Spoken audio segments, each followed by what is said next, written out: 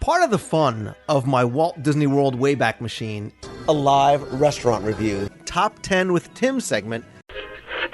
So I want to welcome Ron Schneider to the WDW radio show. Disney legend Alice Davis to the show. Please say bonjour to Paige O'Hara.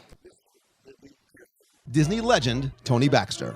Alan Menken. Dame Julie Andrews. And I can't tell you how thrilled I am to be here to tell you a few stories and sing some of the songs my brother Bob and I wrote.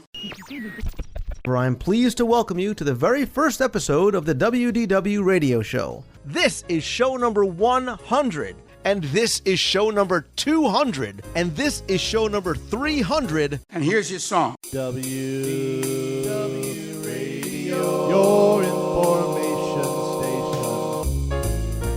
station. Hello, everybody, and welcome to the WDW radio show, your Walt Disney World information station.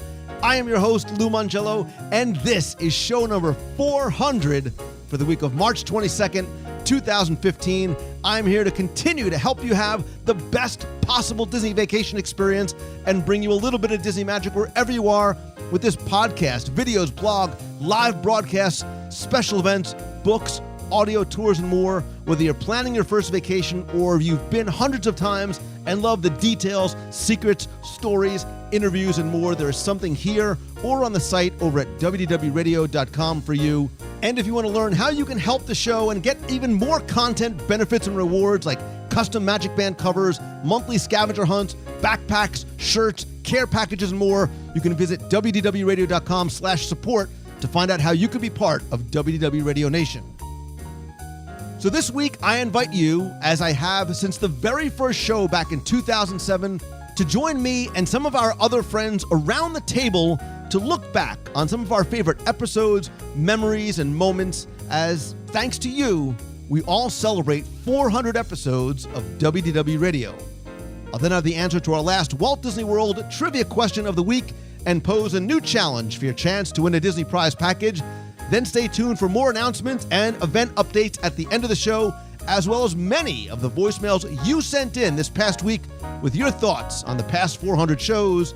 So sit back, relax, and enjoy this week's episode of the WDW Radio Show.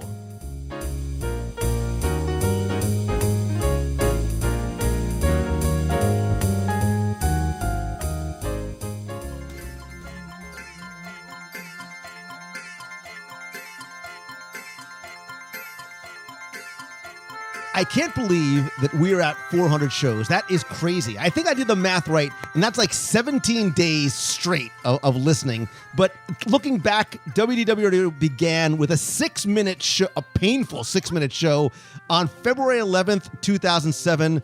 I'd been podcasting since 2005 with a prior show that actually ended a week earlier.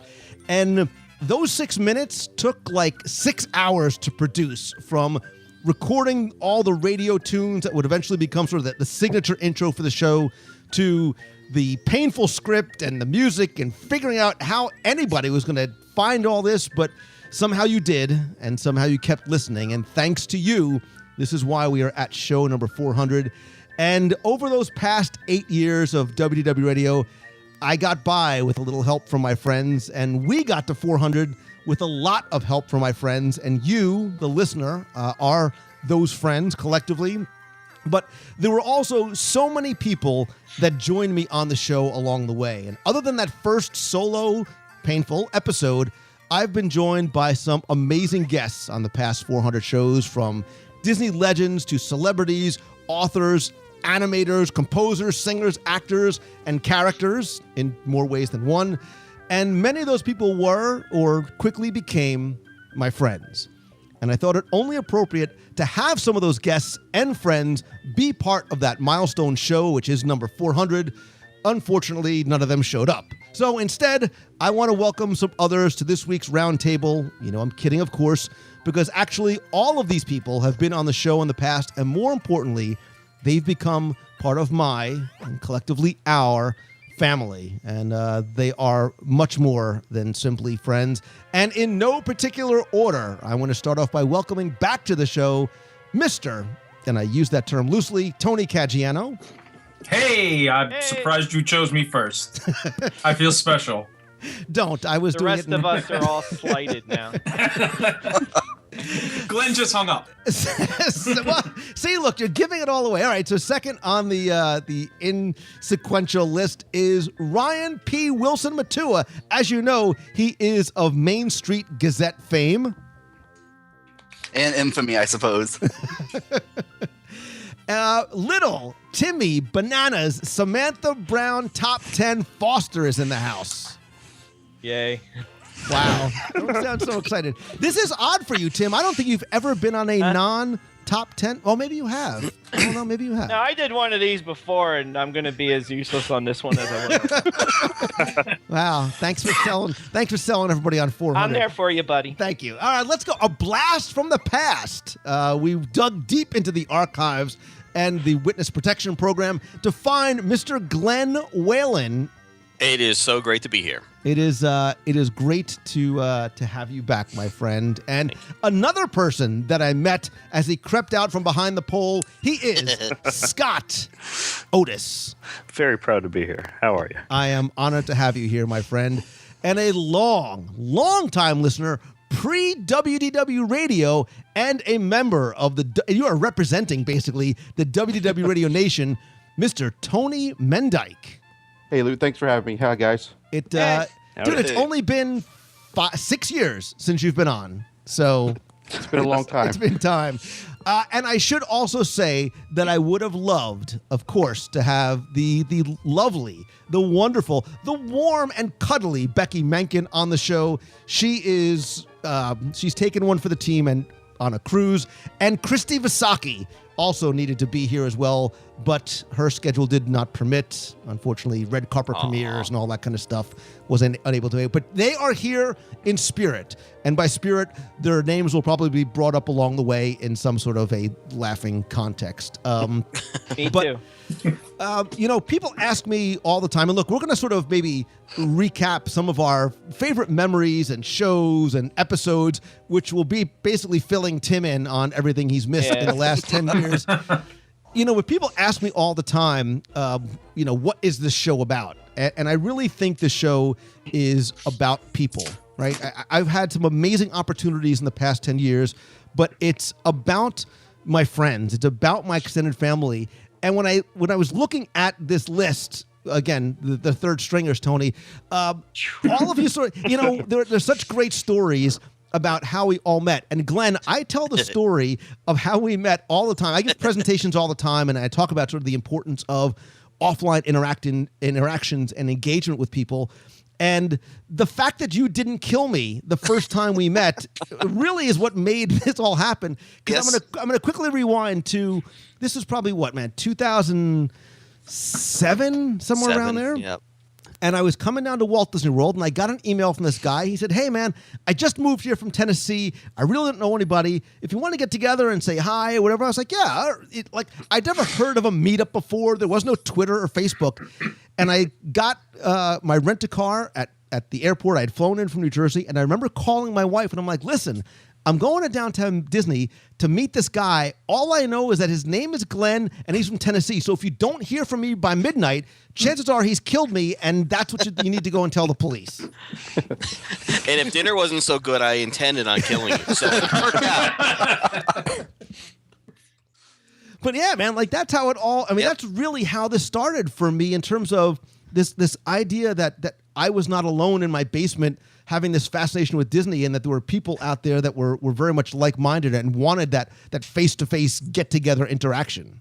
Yeah, I mean, the reason I contacted you was because, even from listening to the previous show, I always felt like we were sitting at a table at a diner talking about Disney just like we would as friends, and that opened the door to actual friendships.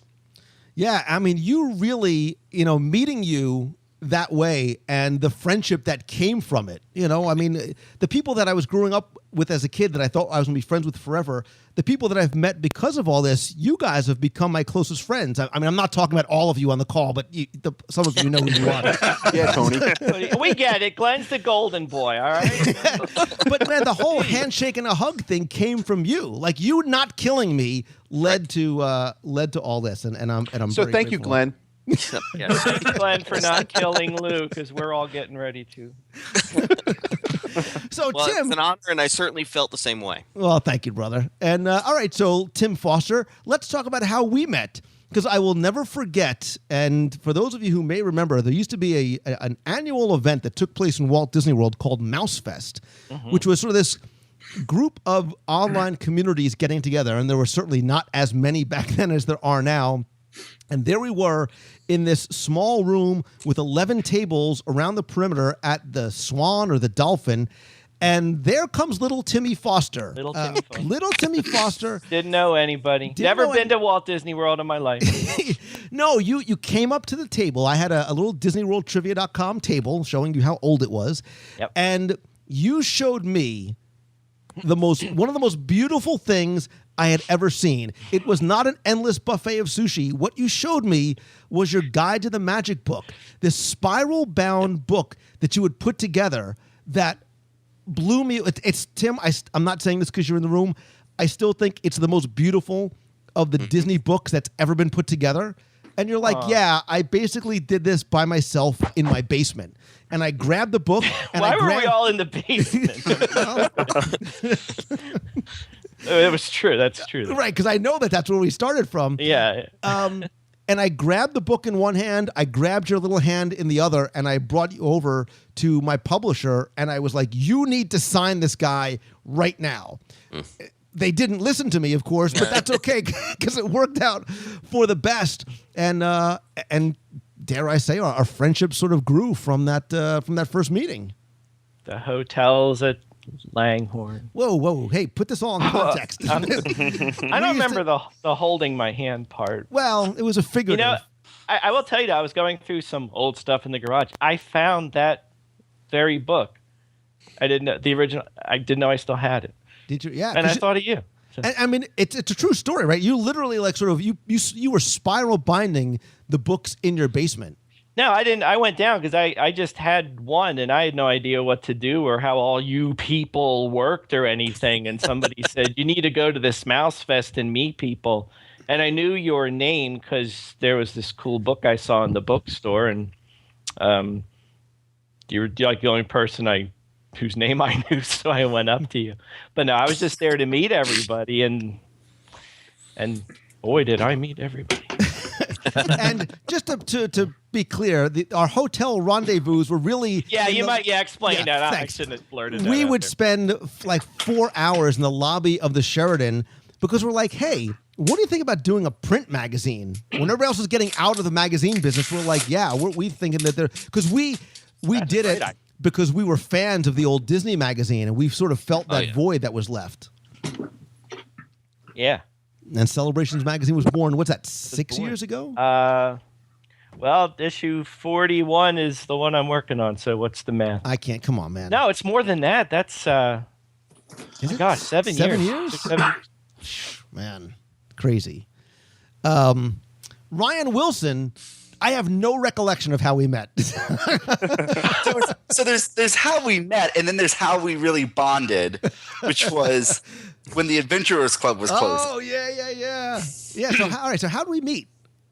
It was very similar to like a mouse meets kind of a thing. We were down, and Greg Grimsley and I had put together like a bloggers, podcasters kind of a lunch thing, and Glenn was there, and you were there, and a bunch of people were there, and that was where the road started. Yep, up at the second floor of Columbia Harbor House. Right. Wow, that's right. Holy cow. Now that's going back to what? When did you start the Gazette? Oh, that was 07. Man, we're old. Wow. We're old.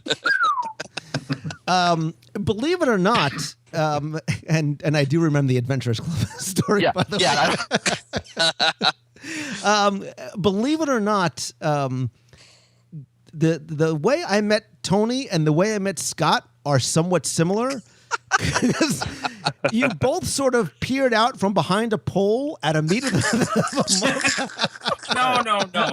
Good night. I was there with my family at your first meet of the month, and you love to point out the fact that, like, I stood online and I shook your hand and we chatted. But the funny part is, no, that's the funny part. That's the the funny part is we met and things went on from there. We went to Mouse Meets. We met there. We did a bunch of stuff and we became friends. And then about probably almost a year later, I think Ryan was at your house and Glenn, whoever was there, and you were watching a video on YouTube on the TV of that first meet of the month, and everybody was like, look in the back, that creepy stalker standing there. It's Tony. And all of a sudden, it's like 10 o'clock at night, and my phone's ringing, and you're sending me screenshots, and we were talking about it. It was like, at that time, I wasn't as creepy as Scott. I went behind a pole to make a phone call. He was there, so I left and went to a different pole, and he stayed back there. I was actually standing in view. Yeah, you were more like the end of the Blair Witch Project, standing back there, where Scott literally was sort of peering out from behind the pole.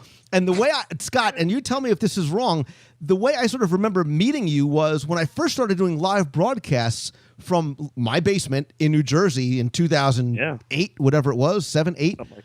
You were there in the chat, and you're Otisney, and I didn't know what an Otisney was. And I was coming down for an event called Goofy's Mystery Tour, which is a cast member scavenger hunt and trivia contest, and I was going to be on somebody else's team. And you're like, oh, dude, you're coming down for that? Cool. You're like, I'll wave to you from the winner's circle. And I was like, what a tool. And you did. You won and did not wave to me affectionately from the winner's circle. I kind of had a history of winning that thing. That was my third win in a row. But then later on, you and me, we won one last year. So what is it? Keep your friends close, keep your enemies closer? It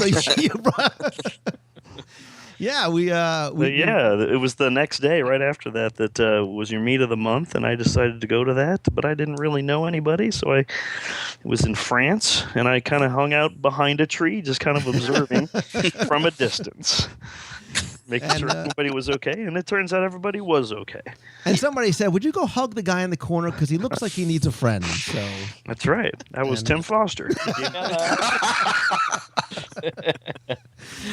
I like hugs. And Tony Mendyke, man, like you like predate a lot of these jokers because you go back to the Mouse Tunes days. Mouse Tunes. I listened to all the Mouse Tunes, and I was so happy because I asked for a Mouse Tunes shirt for Christmas, and then like a month later, you canceled the show. I was like, what the heck? It's vintage. Yeah, right? But we met, Lou, at Magic Meets. I guess it was like the third Magic Meets. You were at your table, and I came up and introduced myself. You said, Tony Mendyke, you email me all the time. Here's a shirt. And you gave your shirt, and that's what it took, I guess. And I've been a loyal listener ever since. Yeah, and I remember I met like your dad and oh, yeah. Yeah. And you actually, and you hinted to it, you were on show 122 back in June of 2009, and this is sort of like a mini reunion, right? Because, it sure is. So let's say that's right. Glenn was there, right? Yep. Scott? Yep. Yeah. Tim Foster, who ate under the under the fish. And I think that was my very first ever live restaurant review. First live, yep. Yeah. Sure. Mama Melrose's. Mama Melrose. Man, that was great. Gosh, boy, I can't believe that was 6 years ago. Yeah. Remember we got kicked out of Flying Fish. That's right. That's right. That was Stig. Is that? Oh, that's right. We tried to go to Flying. Did we try and go to Flying Fish first? Is that what it was? No, that was several years later. But yeah, Stig was not having any part of that. And I don't remember. Was the restaurant review something we planned, or was it? Did we wing it? I think you kind of were like, "Hey, why don't we record this? Yeah, let's give it a try," kind of thing. Like, that's right. We were like, Tim is on a roll. We should be recording this. So is that what led to the Paradiso 37 review that just went straight downhill when we all got there? Oh, God, yeah. I remember that. That's right, because I remember I'm looking at the show notes now, and it says, I'm going to try and experiment with something new and a bit different as a literal roundtable. As a group of friends and I do a live on-the-spot dining review of Mama Melrose's. We'll talk about the menu, review the food, chat with our server, who, by the way, was awesome. It was awesome. I was going to comment on that, too. I mean, she was like in. Yeah. whatever you want to do, let's do it, so to speak. Yeah, even though she's like, you bunch Whatever. of freaks on your mini mancation. Weirdos. Yeah, and now clearly, I've grown a lot since then, literally and figuratively, and I don't mean in height, I mean in girth, because I love doing the restaurant reviews. It's a staple of the show. It is. Yeah. It is. Yes, and, absolutely. And yeah. Wait, who had 10 minutes for when Lou mentioned food? In the pool. I had 8, so That's close enough. At 4. All right, so speaking of staples of the show, I will tell you that consistently, and it has nothing to do with you, Tim, consistently, people love the top 10s, man. They dig the top 10s. And I was trying to actually remember when our very first top 10 was, and Tony Mendyke probably knows because he has. No, I don't. I don't have that. I don't have that data in front of me, Lou. I always had an issue with them, and I'm going to just put this out there. Only one. One issue. Here we go. The top 10 issues. Always with the top had the 10 issue that the top 10 never once was their 10. Thank you. That was who's it. most at fault for that?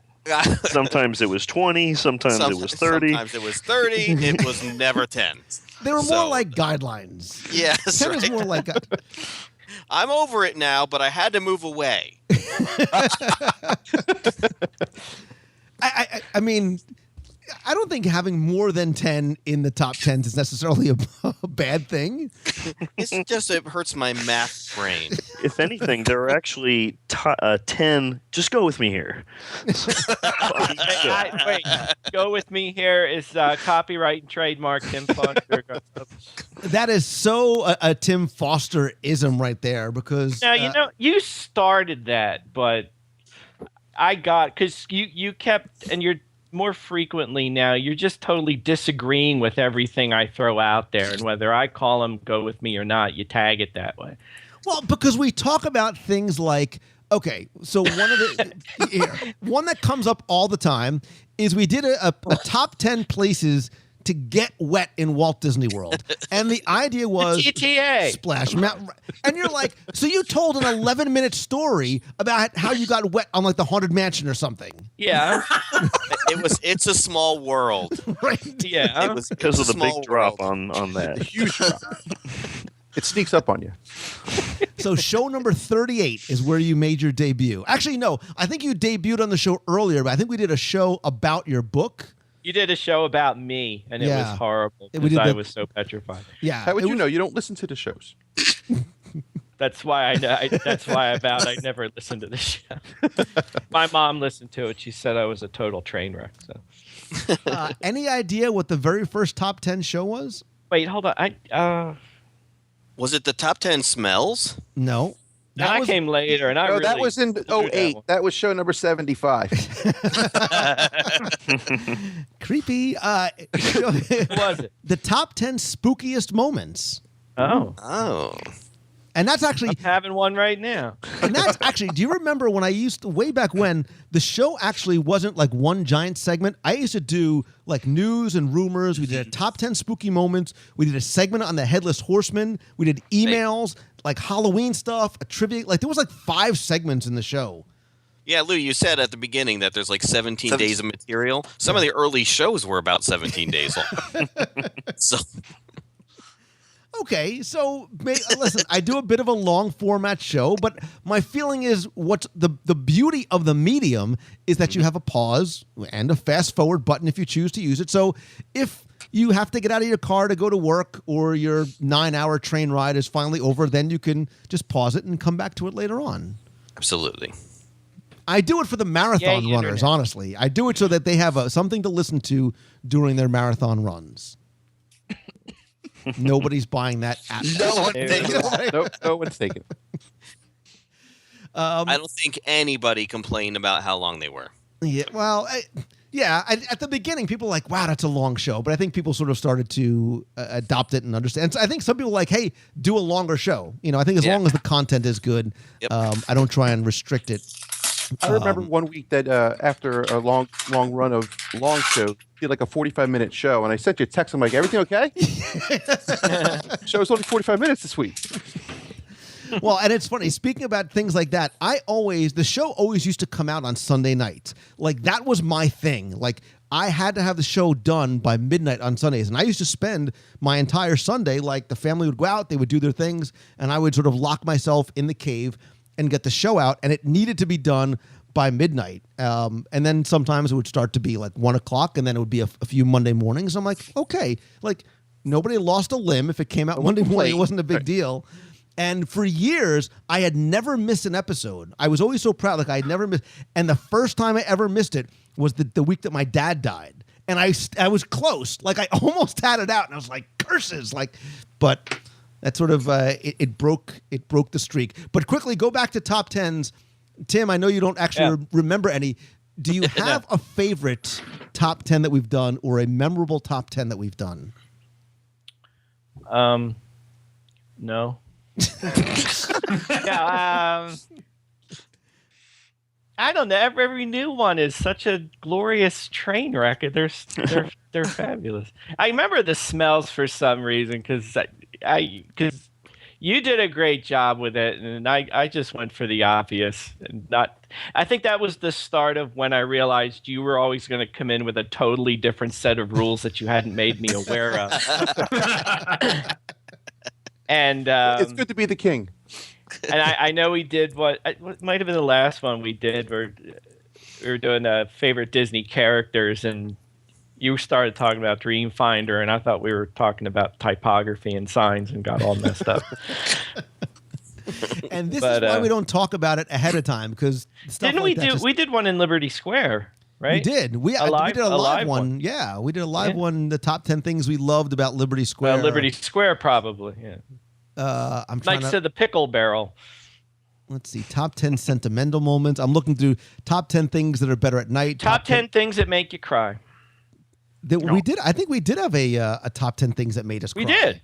We did. We had one of the ones that I still get feedback on too, in addition to smells, because I was afraid nobody's going to get this, right? Like, when I talk about the musty water smell, they're going to be like, you're a freak, you need psychotherapy. And they're like, yeah, man, I get it. Like, we are kindred spirits, because I understand. Yeah, that's a thing. Yeah, and then some people are like, well, what about the smelly monorail smell? I'm like, well, I tried to think of the good smells as opposed to, not the 10:30 at night in the middle of summer with 95% humidity smells.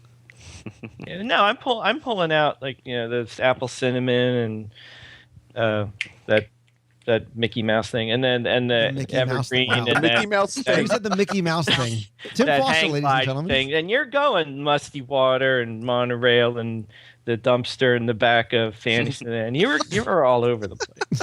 Nothing. But you had Disney. nailed it, and I got a glimpse of the underbelly of Walt Disney World.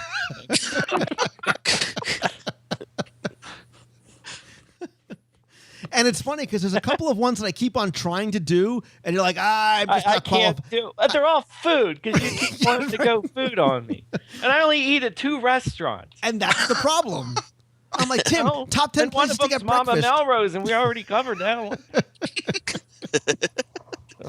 I'm like, Tim, Cracker Barrel is not on Disney property. I can't do Cracker Barrel. Oh, what can I tell you? You have to do top 10 things Tim knows about, and run it to the end. For anybody else that actually has listened to the show, are there any, other than the smells, is there anyone that stuck out to you, or anyone that you liked, or feel free to jump in, because I can't see you might want to direct traffic here. Nothing. You got nothing. I mean, the smells one is the one that actually sticks with me because so much of the orange smells in Soarin' or in Horizons, or the burning of Rome, and I remember you guys talking about those, and of course the musty water and the pirates. That was probably the one that stuck out for me as that was a cool, fun show. It was a fun show because it's one of those things that we all know exist, right? But you don't really talk to somebody else about it. So it was memorable because here's everybody like, yeah, I think that too. Oh yeah, that too. That musty water smell. I know exactly what you're talking about. Yep. And people here, like at home or at work, they're like, you're just don't even know what you're talking about. Yeah, and for people who've only been there once or twice, they don't think about it. They'll just go right and be like, "Oh, what's that smell?" But That stinks. but for us, it brings back memories. Yeah, as much as Takes us anything. to our childhood. And so one of the other things I've always wanted to do with the show, in addition to, like Glenn said, making you feel as though you're sitting around a table, listening to friends talking about something that simply makes you happy about this place, whether it's a top 10 or a dining review. And Glenn, certainly you and I have done our fair share of that over the years. And it's funny because we started doing dining reviews together because we enjoy each other's company and we enjoy eating. And we were able to do it well together because we understand, we have sort of the unwritten code. Look, we order everything on the menu and we're just going to dig into each other's plates and eat along the way. And when I think about our live reviews, and then we started getting into video, probably 2007, 8, somewhere around there. The first video we ever did that you helped me out with was the opening of the T-Rex Cafe in downtown Disney. So I don't remember what that was, but I remember my son, who loved dinosaurs, because every 6-year-old likes dinosaurs, was going into school and telling his teachers that my dad owns the T-Rex Cafe. So every time I went to school, they're like, "Wow, congratulations on T-Rex Cafe." I'm like, "Oh, you like the video?" They're like, "No, congratulations on the restaurant." I'm like, "No, my son, he's 6. He's got it all wrong." But Glenn, do you remember when we did the live review and the video in the UK pavilion? Yes. And they brought us down by the water. Yes. And it was like they opened up these golden gates and there was 3 tables full of food. And they're like, "Have at it, gentlemen. Here's the chef. Go to town." This is it all. And you know what? We had a great time and it was a great video. And we kept looking at each other like, OMG, I can't believe how good this is. And then we blew it on the close. Because we stand up and we're getting ready to walk out and we're like, "Ooh, I didn't try the blood sausage." Blood sausage. Not the last thing you should be eating on the way out.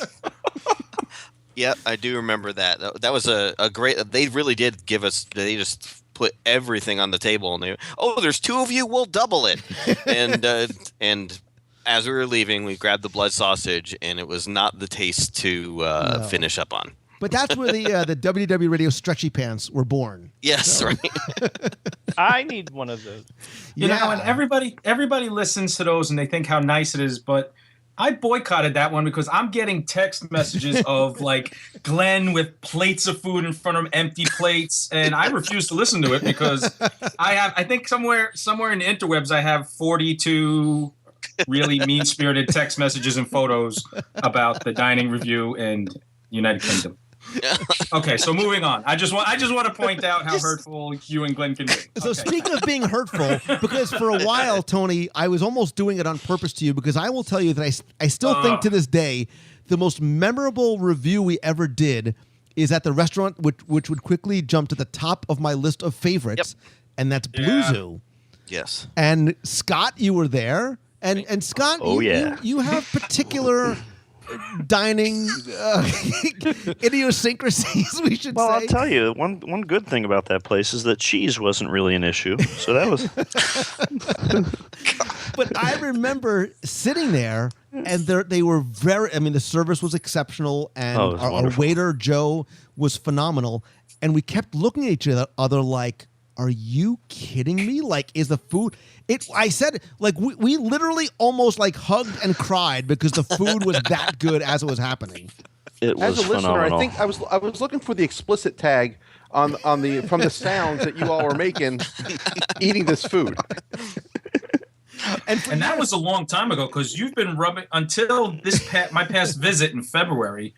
You've been rubbing that in for quite some time. That I had never been to Blue Zoo until a month ago, and we finished eating there. And Lou he looked sad. He goes, "What do you think?" I said, "It's amazing." He's like, "Yeah, well, now what am I going to hold over your head?" Right. That's what he says at dinner. I have nothing to taunt you with any longer. So. And he's been hard at work figuring that one out. So that was show 204. That was back in January of 2011. And that's the only time a fist fight almost actually broke out because Scott Otis was digging into my tuna. I'm like, dude, you don't even like food. What are you doing? You actually said, "Would you like a bite of the tuna?" Dude, I was being courteous, man. Tuna. Like You were being, and I He thought, did- you know what? I should expand my horizons, and I did, and it was wonderful. It was the Well- last bite. I'm very sorry, but yeah, unlike the blood sausage, you phenomenal. got a good Lou, last what you should have said was, "Do you want to try some of this cheesy tuna?" That's what you should have done.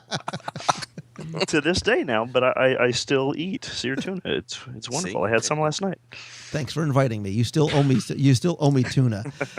So, as part of the sort of the mission of the show, the one thing I've tried to do, and it's difficult because Disney fans, and I'm using air quotes, Disney fans really sort of run a very wide spectrum, right? There are people who are park people. There's people who are listening, who are planning their first vacation. There's people who are into the history. There's people who are into the food, whatever it may be. So I really try and do a show that will appeal to as many people as possible. And one of the things that I've loved doing from the very beginning, because I really got my start with all this, writing the book I wanted to read, right? I wrote a Walt Disney World trivia book back in 2003, right? Showing how far back this goes. And Ryan, you consistently come on and help me sort of go back in time, and we do those deep dive, the DSI, Disney Scene Investigations, and the Wayback Machines. And those are often fun, but we joke sometimes. We're like, we really want to do Thunder Mesa, but we know it's going to take like 6 weeks of research in order for us to do it right. Right. We have a list of those shows somewhere of, right, we got to get to that at some point. We get to one about a year, I think, at this point. But it is. There's that piece, I think, where everything intersects, and that's why I think, we've bonded so well over these years and had all these things. It's history, it's food, it's, how does a kid see the park? How does an adult for the first time see the park? And we try to build all of that into the stuff, and it's just always incredible, and mostly by the seat of our pants we get by when we do that. Yeah, but we, the reason why it's quote unquote tough is because we really want to make sure we deliver as much value and as much content as possible. And there is so much to cover. You don't want to leave something out, right? You want to try and give people, especially about some of the extinct stuff, because you either want to connect them back to the experience, or, hey, this maybe is what you missed, but we want to try and connect you to it as much as possible. Yeah, it is. It's always It's always that bridge between then and now, and we talk. And most of the time at the end of the show, we're like, wait, did we forget? Wait, when did we forget that? Oh, we got to add that back in. We have to go add that back in because we know somebody's going to rip us for it at some point. Yeah, right. Oh, how could you people not talk about Fire Mountain or whatever it may be? I don't know why. I just was thinking about one of the extinct. So do you have any that you think back on that you enjoyed? Or I'm only going to point to Tony Mendyke because he's the only one that probably actually listens to the show. Any of the Waybacks or the DSIs that you were like, man, I really dig that. Like, that's one that I liked a lot. I think for just the period of time when we just went through World Showcase and did the whole World Showcase loop for a while. In Future World, like we just did a whole thing back for Epcot. That was great. And then 20,000 Leagues always sticks out in my mind. Yeah. I remember we were on an Epcot kick for a while. And then one of the things I like doing too is doing the Waybacks to sort of just picking a year and like, okay, like we're in the time machine. You did. I'm sorry? You did like 82 Communicore or something like that. And, and I was, yes, that's my Epcot Center. And yes, I love all the stuff you guys do with the Wayback Machines and the history stuff. It's fantastic. Yeah, one of my favorites was back when you and Ryan did the World of Motion one. That really took me back. That was that's one of my favorites right there. And we love those too because obviously it's great when you're able to pick a pavilion and just sort of tear it, down layer by layer. The problem is when you start going way back, eventually you start running out of things to talk about.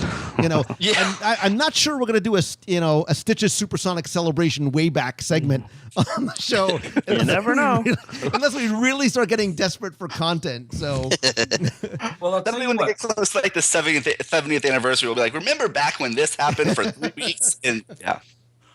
Well, for me, you guys, you go into the pavilions or you go to rides. You go to which are there, and you do the DSIs, or you do a way back and a back in time. And I remember a lot of that, a lot of the rides, things you're really looking at. But for me, one of my favorite DSIs still, and I basically give it as a tour to my kids every time we go. They want to know about it. Was you guys did a DSI of Pecos Bill Cafe? Yeah. And Oh, yeah. it was like. This is, it's a counter service restaurant. You go in here, you get your food, you run around like a maniac looking for a table, and you walk by so many cool things that, on a ride, there's this story on the ride, and you're, as a Disney geek, I'm kind of like hunting for that stuff. But when you're in that restaurant and Paul Bunyan's axe is up there and the Code of the West, and it's amazing. That DSI to me was the coolest because it was so much stuff under your nose or over your head that you just were breezing by. You know what I mean? When you're on lunch, you think about rides. Quick, let's stuff this hamburger in our face. Rides. If you're going commando. And then it was like nobody. I look around in there and I'm like, nobody's getting this, man. Nobody sees what's going on in this restaurant. And it's awesome. It's just I'll never forget that DSI because I go through with my kids and I point all that stuff out every time. And I hear them now, my 6-year-old telling his friends the first time he takes there, Paul Bunyan gave Pecos Bill that axe as a gift when he opened the restaurant. It's cool stuff, man. That was my favorite. That's awesome. And I'm sure neither you nor your kids ever gave credit to Ryan Wilson for that, did you? But to be fair, Tony did give me Widowmaker fries. There you go. I made those up, and it's So it's an even trade for Pecos Bill. nobody even knows what those are, but me and Ryan, and whoever right. read the blog post I wrote 11 years ago. Hey, I'm not sure. We can double check this. I think Lou has snuck Pecos Bill into every single top 10 we've ever done, no matter what it was. It's not even I'm not kidding either. It is not even my favorite hamburger on property. It's like my 6th favorite hamburger on property. But Oh, wait a minute, Lou. oh, the Lobster Burger Grand Floridian Cafe. Yeah, Boom. Thank you. So, Boom. wait a Done. second. So there's a top 10 right there that I could never do with Tim. I cannot What? do top 10 favorite burgers because he has one. Well, yeah. Well, you have you go on all the time about how Pecos Bill's the best burger on property, so I'm expecting a little rumble right now. No. No, Listen, you said that. The I Turtle did. Club. I mean, they got a better one. Olivia's, fountain. And the Yachtsman, they got a better one. Dude, Don't get me started. Don't give the fountain away, man. That's like the secret gem. Oops. That's a secret burger. Yeah, like the certain, just like my sushi place, like certain things you never give away. You don't want to. So I think about some of the other different types of segments on the shows, and look, I said at the very beginning, on the outset, that the show is really about people, right? It's the friends that I've made. Look, I'm a Disney fan first and foremost, so for me, the incredible privilege and opportunity to meet and interview so many different people on the show. Look, for some, I wouldn't care if nobody listened because it was just such a thrill for me to be able to sit down and talk to somebody whose work I admired, whether they were an artist, a designer, an Imagineer, an actress, whatever it may be. But I want to ask you guys, if you've ever listened, who might be, and Scott Otis, I think I know yours, so I'll let you go first. Who do you think, who's been sort of your favorite interview on the show? There have been so many. You've had some great artists. I'm going to just name a few. We might even have taken some of your guys' answers, but our artists like Ron Cohey and Brian Blackmore are just amazing. Some Imagineers like Tony Baxter, and even some new ones like Alex Wright, and of course the big ones Richard Sherman and Julie Andrews. But my favorite was probably Alice Davis because I tell you because I had the fortune to be with you when we went to her place and got to interview her live. God, she had so many stories. We were there for how long at her place? Yeah, we literally were there and as we were walking out the door, hours. Right, we're there for hours, and it's and you got to go back and listen to that episode. Tony Mendyke, pull that up. That's episode 193, Lou. Thank you, 190. Gosh, you're good.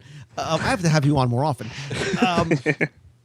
We had the privilege of going to her home in California. We were out there for whatever it was, and Destination D. There you go. Where I did not sleep very much because we shared a room together and you snored. But her house was a treasure trove of artwork and stories on the walls. And as we're there, like, Alice, Marty's on the phone, like Marty Sklar's calling up. I'm like, yeah. Literally called her up, yeah. Yeah, typical day there. And we're walking out the door, and in the hallway, sitting atop a pile of boxes is an original Mary Blair, just sitting there waiting to come out the door with us. And she goes, "Oh, hey, guys, 1 second. Do you want to come downstairs and see Mark's studio?" And we're like, "Wait, the what?" Yeah. Right? Wow. And, you know, She opened up the drawers and just pulled out all of this artwork that Mark had done, over the years, and just showed us that. Took us to Mark's desk and to the chair that Walt Disney used to sit in when he would come down and visit Mark. And she even gave us some of his artwork. Yeah. And she's like, "Do you want to sit in the chair?" I'm like, "Yes, please." We were like little children. Wasn't she the only bleep on that show? Lou? Not only was it wonderful, visiting her and hearing her stories and seeing all of the stuff that she had on her walls, but she had a wonderful interview as well. And that she did. She was, yeah. And Tony's right. In the more than 400 shows, I mean, look, if you think back, 400 really is not accurate because I did probably 75 or so Mouse Tunes episodes. The 400 doesn't include all the newscasts and all the videos and all the other live broadcasts and stuff. But in all that time, and of all the people that I've interviewed, only one person I've ever had to edit for content, and it was cute little Alice Davis. And if you go back and listen to her story about Pirates of the Caribbean, I'm not going to spoil it for you. I had to leave the story in, but you'll hear the I tried to be creative with the bleep, but it really was a wonderful edit. You had some rascally pirate talk. It was cool. Anybody else? Any of you other guys? And feel free to jump in because maybe you don't have any. Tim, I've actually interviewed people on the show before. There's Aside from what I was talking about earlier, by making it so that it felt like we're sitting around the table talking, and that's how the show always feels. When you do an interview with a Julie Andrews or a Richard Sherman, we actually get the feeling that we have met them, and actually, exactly. and then when you get the opportunity to actually meet those people later on, you're a little surprised that, like, I was like, why doesn't Richard Sherman remember me? Because I remember him. Because we really do we have like an hour-long interview with him, and it's so it feels like he's sitting at the table with us. Can I pretend to know what I'm talking about? Absolutely. You do that every top 10, so go ahead. Why should today be any different? So, first of all, the Lou top 10 trickery gimmicks that he's come up with. Scott, kudos to you for getting in on that, since you snuck in 12 answers when he asked just one. Had to do it. And that's why And we're took friends. all mine. It was a Took mine tribute. too.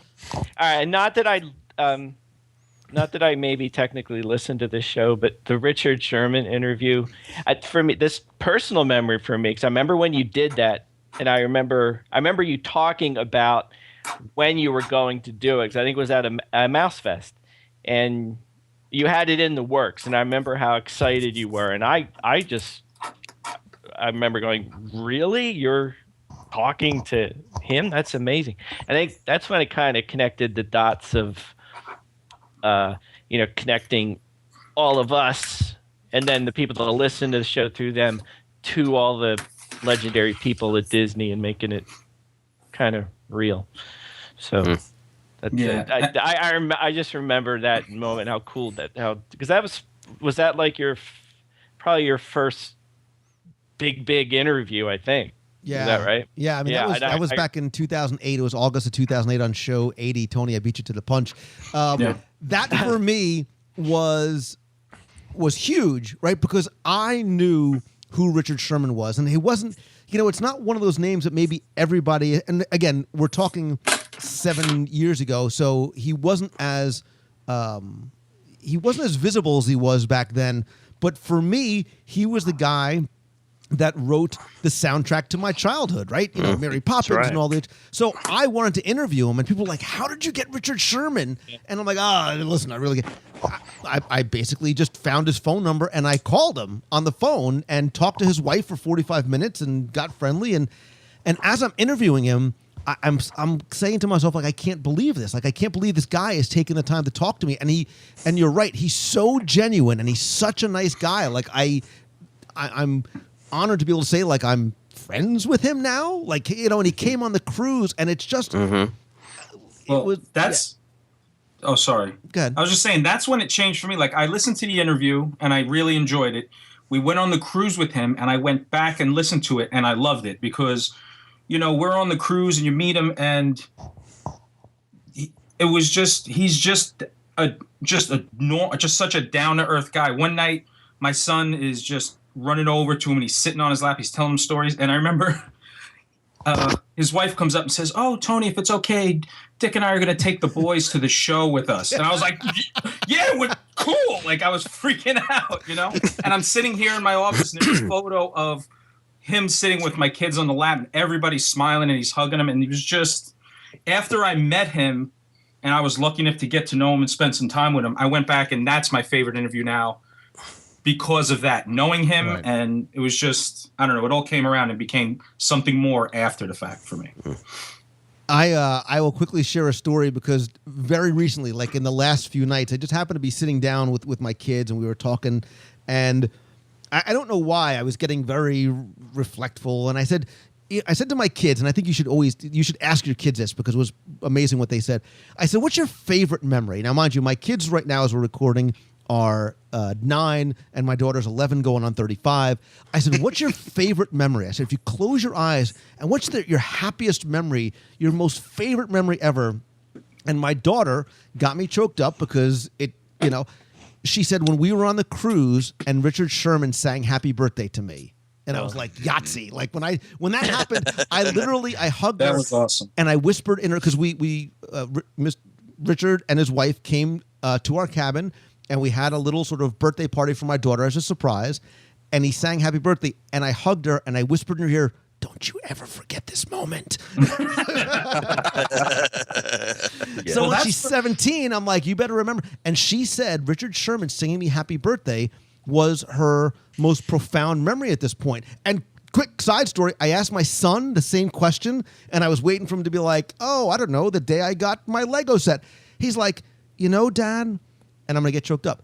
He said, "The day that we went to Epcot and you surprised me and you introduced me to the Dreamfinder and he sat there and talked, I was like, flames from the side.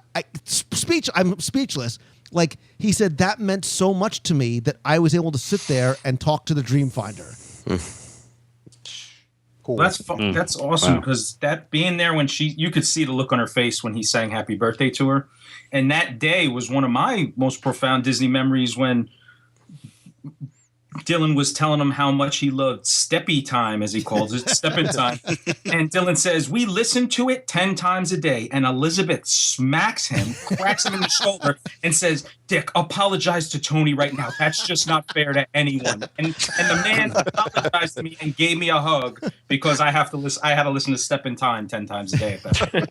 I was like, that was the coolest thing ever. I mean, she gave him a good whack, too. It was pretty cool. That was one of my most profound days as well because we were able to get pizza at like midnight. We just were eating all day and they still were able to get pizza. No, it's profound because Scott went to go ask for pizza and he said, "I want pizza with no cheese." So they gave him toast with ketchup, basically. And that's at my time, my 4-year-old sitting next to him, they're going, "Bro, that's not pizza. Bro, it's not pizza." It's pizza if I say it's pizza. And, you know, the cruise line is very, very accommodating. Oh, that pizza They'll was give you so anything good. you ask for. That was the best pizza ever. It was. One of Pizza my at midnight with friends, yeah. Sorry, one go of ahead. the interviews that I remember is when you it's not the typical blockbuster interview like Richard Sherman or Julie Andrews, but I like when you interview J.D. Roth. wow, Because nice. Yeah. I remember watching the Inside Out stuff on the Disney Channel, and like it just took me back to that time in my life where I was really into all that Disney stuff, the behind the scenes stuff, and I just thought that was a really cool interview. Yeah, and it's one of those names that unless you remembered inside out, you're like, JD who? Like he's a big producer now in Hollywood for a lot of reality TV and things like that. He owns his own production company. But again, that goes back to me, like you, Tony, being a fan of the show. Yes, I had a crush on Brianne Leary. George Foreman, not so much, but but yeah, I mean, that's what it was. I mean, all those interviews that I did, whether it was J.D. Roth. Look, I cried at I've told the story hundreds of times. I cried at the end of the interview with Julie Andrews because I didn't know if I would get it. She didn't really do interviews. They told me I was going to have 10 minutes. I had 45. And at the end, and this is my worst Julie Andrews impression. I'm so sorry. She's like, "Oh, Lou," and I'm like, "Mary Poppins just said my name. That's so freaking awesome." I just lost my marbles at that point. But during that interview, Lou, you could hear we were all living vicariously through you because you could hear your excitement and passion when you were interviewing her.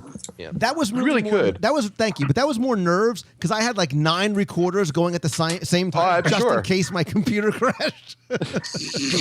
And I saw you before, that interview just went on, and he's holding you by the shoulders, shaking me. I just said Julie Andrews. It was a little unnerving, but I dig where he was coming from. Well, because that's the one I could say that name to my mom, who's the barometer of everything else. I could say that name to my mom, and she knows who that is. You say Richard Sherman, and she might not, get it. Oh, you say Bobby Burgess, you say Tony Baxter. She doesn't know who they are, but that's the name that she's like, oh, hey, I know who Julie Andrews is. She's this Sound of Music lady. So she's Mary Poppins. But Samantha Brown too. I was I was a fan of the old Travel Channel specials that she used to do. Because like you guys, I was just hungry for Disney content. All right, I have a problem with that in particular interview.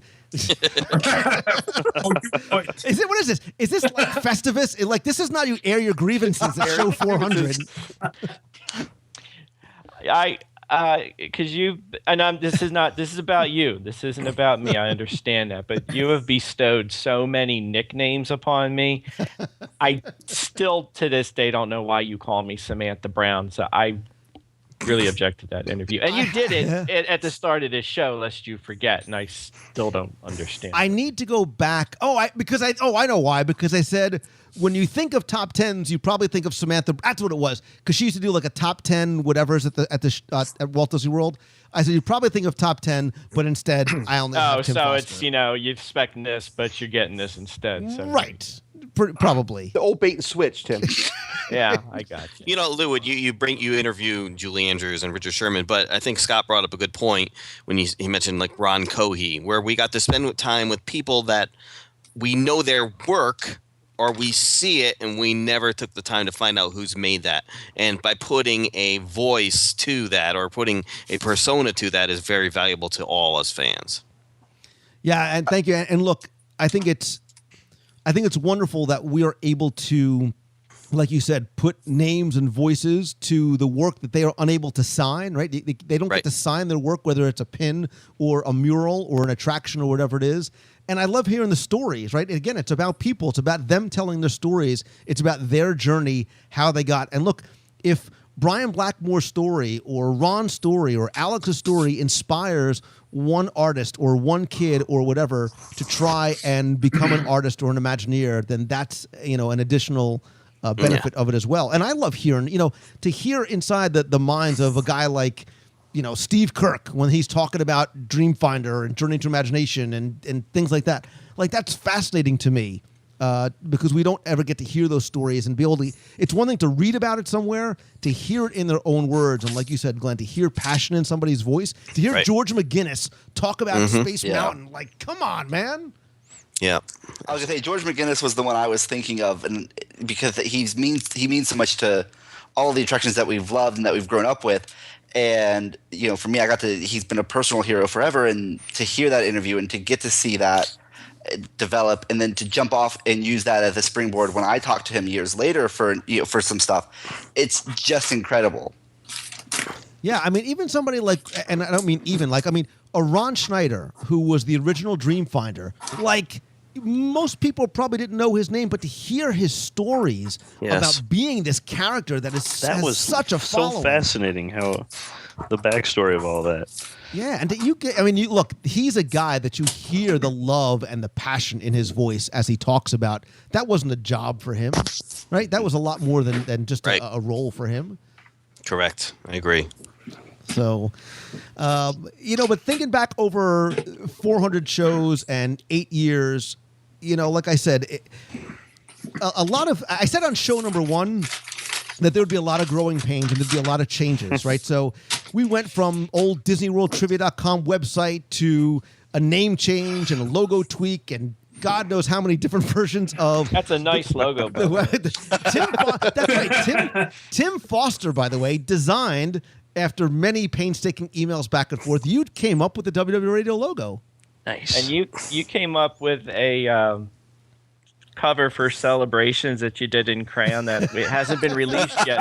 I'm not lying. It was the Tree of Life, and you drew it on a napkin, and it's got to get out there. The people need to see this.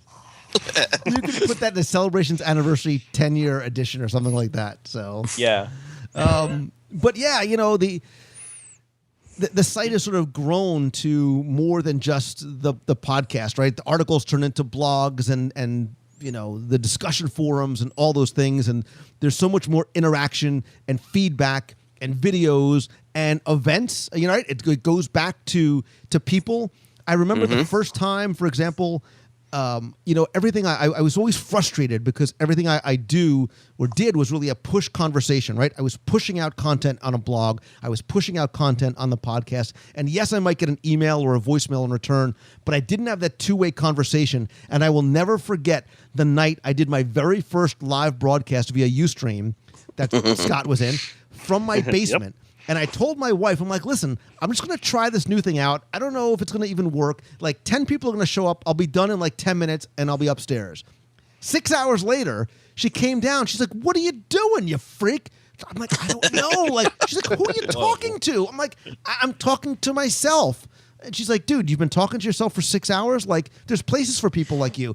And I'm like, no, like, there's people watching. And she's like, what are you talking about? I'm like, I don't know, but Scott Otis is in there. And it was amazing to me to get that instant feedback, right? It was awesome. It was so interactive, just basically chatting Disney.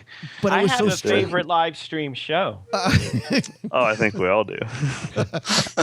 No, I really do. I'm so frightened. This is the scariest moment of WDW. Right?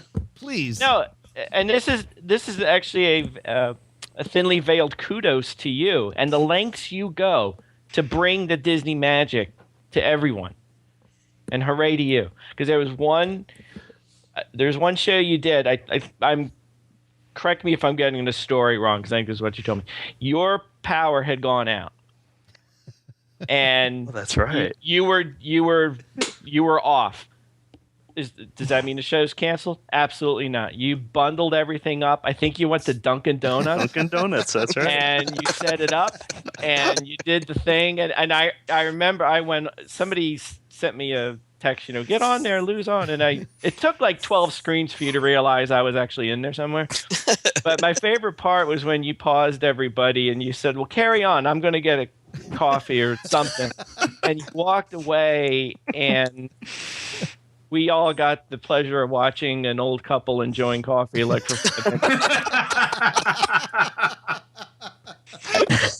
That Lou's a real memory maker, isn't he? What about the time you jumped in your pool? You go through. You picked it. You weren't going to do it tomorrow. You weren't going to wait for the power going. You went and you found a place to do it, and you set up shop and you nailed it. I'm applauding you. That's and Tony, you mentioned a pool, some sort of a swimming pool might have been involved. Oh, little fundraiser. Action. Yeah, I was on in the Naples, fly. right? I was in South Florida at the time, and I was sitting out on my lanai. And again, it's one thing to be in your basement talking to yourself and your family thinking you're a lunatic, but when you're out on your lanai and your neighbors on either side of you are sitting outside, like, who is this freak talking to? And nobody's talking in return. Again, when I used to do the show, I wasn't even doing the news at the time, right? We were just sort of hanging out and chatting, right? And we were there for hours. And Scott Otis had a brilliant idea. Wow. Yeah, I thought let's get Lou to jump in the pool, and we could call it for charity. Sure, why not? Raise a few dollars. But the pool, it was just so tempting because it was all lit up, and I thought, got to get him in there somehow. So I'm fully clothed. I jumped in fully clothed, and again, Sorry. neighbors. So. Yeah, but we raised like what, $500 in like 20 it was minutes. it was 1,000. I thought. Was it? Yeah. Well, I think Becky she matched it at the end. Yeah. Yeah, that's right. Wow. You're right. She did. Yeah, Nice. Becky and Mouseman Travel have always been very generous in support of the Dream Team. Let me get serious for 2 seconds. The Dream Becky, Team we project- miss you. We do miss her. Yeah, we do miss very her. much. And Christy's also been a huge part of making the Dream Team happen and the events and stuff like that. But the Dream Team project started as I was writing my first book. I was going to Sloan Kettering with my dad every day as he was sick, and I've told the story before. But you, and this show is about and by and for you, you made the Dream Team what it is today. And as of the recording of the show, I think we're somewhere in the neighborhood of $280,000, $290,000 or so raised for the Make-A-Wish. Wow. And that's all you guys. That is all you. So that's where you are the true heroes of the show. So Wow. But yes, that was an easy $1,000 jumping in the pool fully clothed. Yes, somebody had the foresight to get a video grab of that, so it's on, I believe, on YouTube somewhere right now. But I think it's that spontaneity that always is always so great. I can remember being down and we ended up doing the show when they opened Storybook Circus, and we're running around looking at the maps on the walls going, and we think this is going to be here next week, and this is going to be here. And it was just because it had opened, and we're like, yeah, let's go run over here and do this.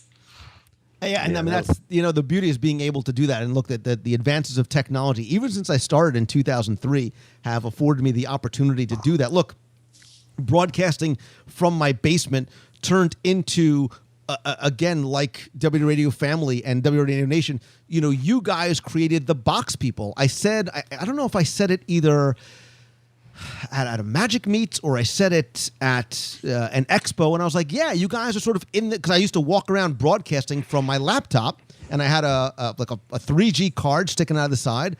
And I said, yeah, you guys are sort of in this little box that I'm carrying around, and so the box people were born. And I actually found there's still a Facebook group that exists called the Box People in Lou Mangello's basement. I think it was the Pacific, Pacific Northwest, yeah. Oh, that's right. Yeah, that's right. And maybe that's a good way to segue to, again, sort of the evolution of the show is not just the weekly podcast, right? One of the things I enjoy most are the live events because, again, it's not about people having a chance to come and meet me. It's about me being able to meet you. It's about the friendships that we make. It's about being able to look you in the eye and shake your hand and take the hug, which sometimes throws people off, and hearing your story and then watching people meet together. The first time I started doing a meet of the month, I thought the only person who was going to show up was going to be Tony, but and Scott, you sort of for a while you were sort of the keeper of the list of that's right. of shows. What was your record, like 50 something shows, 50 something of meets of the month in a row? Mm-hmm. Yeah, I well, because I'm local, so I thought I couldn't miss any. I did miss the first two because I was a little bit scared. But then, yeah, other than going to Japan a few times, we always seem to have the meet of the month right yeah, I was going to say, I think the first one that you missed, other than was the fact that you went to Japan. And I think but you had it in Japan, so that was very fitting. That's right. We did fundraising. We did a fundraising show after the Japan tsunami, and we did it in Japan in Epcot. Mm-hmm. But yeah, so we've done, gosh, I don't even know how many meets. What was the first one in January 2000? January 2009. 2009. So 6 plus years of doing that. And I think I've made almost every month except for a few, maybe where I was traveling here or there. But look, I mean, it's amazing how that's evolved. Now, right, we do meets of the month on the road, and it's mind-blowing and incredibly humbling to me that I'll be speaking at a conference in Dallas and 70 people show up at the restaurant and like, table for 70, please? Which was, but, we started doing other types of events. We started, look, I think one that we all look back on, and Glenn is, I remember kneeling and singing at the Adventurers Club the night before it closed. Yes, right. Yeah, that was pretty incredible. It was I don't remember what her name was. What's the name of the big goddess? Where I had to sing the Righteous Brothers music to her. So, but yeah, I mean, the goal's always been to try and provide an event, an experience that you couldn't do elsewhere. So maybe I'll ask you guys this question, whether you've been to them before or whether you've maybe just seen or heard about them. What is one of your your favorite events that we've done? And it could be anything from a meet of the month to the D23 Expo where we live broadcast. I mean, that was crazy too. That was great. 4 days of just running around, just Alice in Wonderland. And dude, that was that was a spontaneous thing. Going back to oh my gosh, what Ryan said, that was, I remember setting up on Thursday and I said, oh, I'm going to broadcast for an hour just to say hi. Next thing you know, I left it on all day Thursday. People showed up to the booth on Friday and says, I got on a plane last night because I saw what I was missing and wanted to be here, which blew me away. But I loved being able, and still to this day, I love being able to not make you feel like, oh, I wish I was there, but I want to try and bring the experience to you as much as possible. That's what I want the live reviews to be. That's what I want, me broadcasting from the Magic Kingdom on a Wednesday night or a live broadcast from the expo or on the cruise or whatever it may be, is because I want you to be connected with us. And hey, maybe next time you might be inclined to join us in person because of how much fun that we've had. We've done 5 cruises, I think, so far. Yeah. We had Ridley Pearson as a special guest. Ron Cohee's coming with us to Alaska next year to celebrate 9 years. We're doing the Star Wars cruise in January on the Fantasy. What else? We've rented out the American Adventure. We've rented out the Adventurers Club. great movie ride. Oh, the great movie Tower ride. of Terror. Yeah. Tower of Terror. So, all right. So, I don't know. I'll just sort of randomly pick. I won't pick Tim because he doesn't know what we're talking about. Tony Caggiano, favorite event? Because you've been to a lot of them. Yeah. You were going back to like the meets and stuff like that. And I know it's not one of the formal events that you kind of put together and through, but I'll never forget. I think it was your first on the road when you came to New York, man. And you were staying at a hotel, and I came down from my house early in the morning, and we picked you up at your hotel. We went and got some breakfast, and the meet was going to be at Bryant Park. So we get some bagels. Lou's all excited. He's got New York bagels and coffee, and we sit in the park. And it was my kids and Charlene and I and Lou, and we're just talking and like, oh, this is supposed to start at 9 o'clock, and there's nobody here, but let's just eat our bagel. It's 10 to 9, quarter to 9. And someone comes walking by. They see me, and I see a guy make eye contact. I said, I think this guy knows us, Lou. And he comes over and like, hey, thanks for coming. And he's like, what are you guys doing? He's like, well, we're waiting for the meet. He goes, everybody's on the other side of the park. So we walk over there, and at that point, there are 150 people standing there. And we get into it, and it's 150 people standing there, and Lou takes out his phone, and he's broadcasting. Half hour later, we're still standing there joking around, and I see Christy has this look of terror on her face, and there are 4 police officers talking to Christy. So me being me, I look over and I'm going, do you need a hand? I'm out there. Are you good? You're good. And I'm giving her the okay sign, and she's about to cry. I go over there, and the cops are like, you need a permit, because at the time it was Occupy Wall Street was going on. They thought that we were involved with that. But I was like, well, we just kind of came out here and said, the podcast. And he's like, well, listen, I stopped counting at 250 people. You guys got it. We were at Bryant Park, and I'm standing there with Lou, and we're recording on a phone. And I look, and it is just 30 people deep all around us. It was to me, that was really cool, because it was just, hey, and I think at that point, there wasn't even like, you weren't even posting like, graphics of a meet of the month come out. It was kind of like, hey, we're going to be there. Stop. Right. And it's in New York. Who's going to, like, what do we need? Like 5 people show up. Yeah. We just maybe happen to be in the city and would come by. And then remember, we paraded down to the Disney store. Police were ejected from Bryant Park. And we're walking with 200 plus people to the Disney store. We held up traffic, and I'm in front whistling. waving my arm. It was a rock. I mean, to me, that was one of the coolest things because we didn't even know that was happening. We were walking over there, stuffing our faces with bagels and coffee, and these people were all looking at us. But to me, that was one of the coolest things. As the events go, and if you want to call the 40-hour show an event, the nightmare that it was, I'll never forget that because of how off the rails everything went, and it was like being in the trenches with you guys, and that was a riot. That was a riot. Please do not mention this incident. I think Scott is the reason they closed Maelstrom. No. What was that? That was the 7th, wasn't it? That was the 7th anniversary. But here's the top 10,000 reasons why I'll never do another 40-hour live broadcast from Walt Disney World. It sounded so good in my head before I announced it on stage. The person I felt the most sorry for was the one guy who from day one's like, bro, I'm not staying up 40 hours. I'm telling you. He's like, I'm like, well, and he's like, I'm out of here. I'm going back to the house. I'm out. Glenn leaves. He goes back there. There's drama waiting for him at the house. He gets through that, helps a friend who was upset.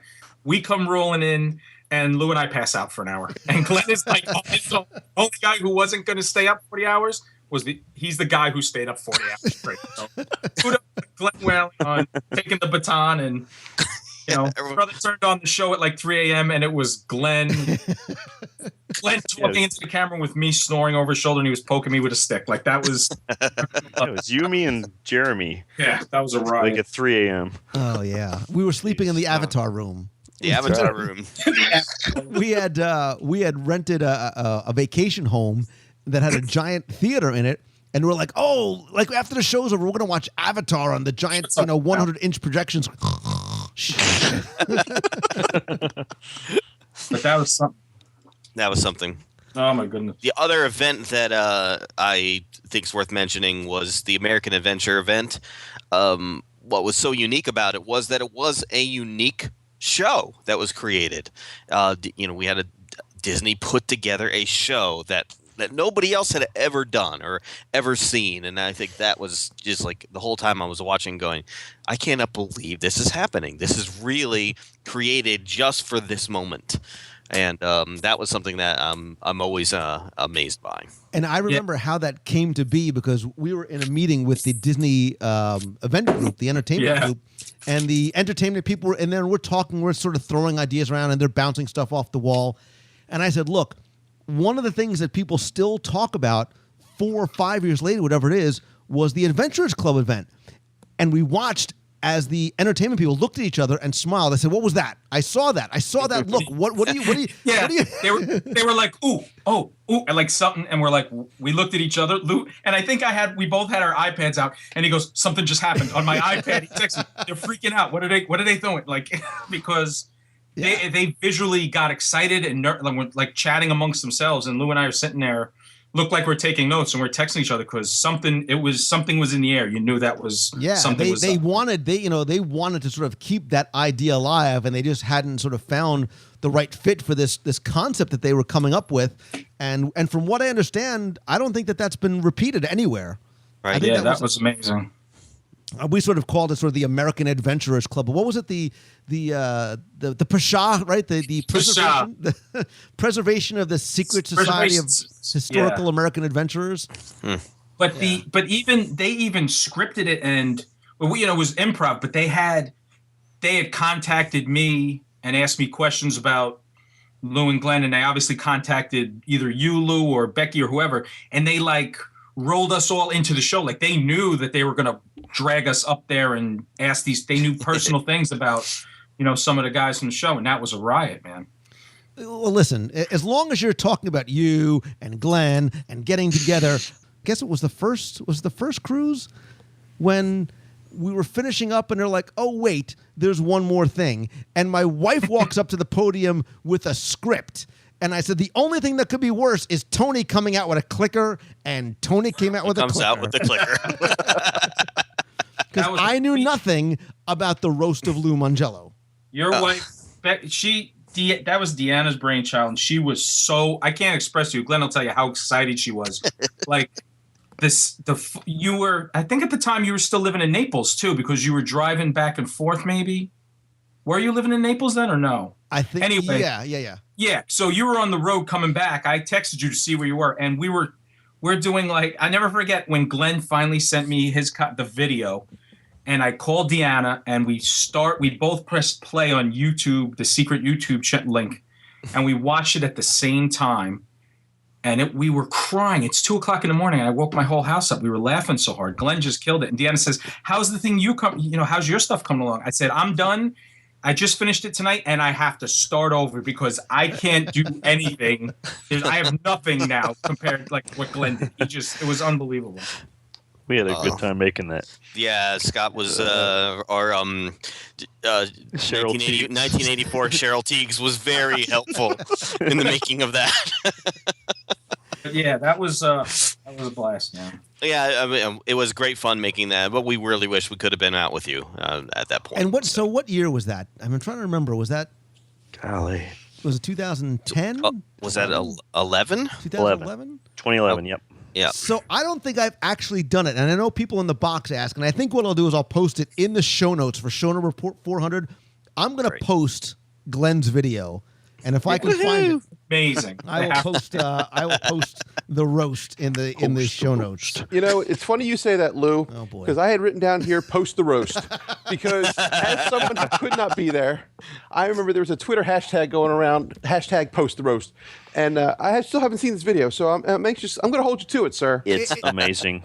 Well, you know what? It's all fun and games until the Italian Boy shorts come out. What?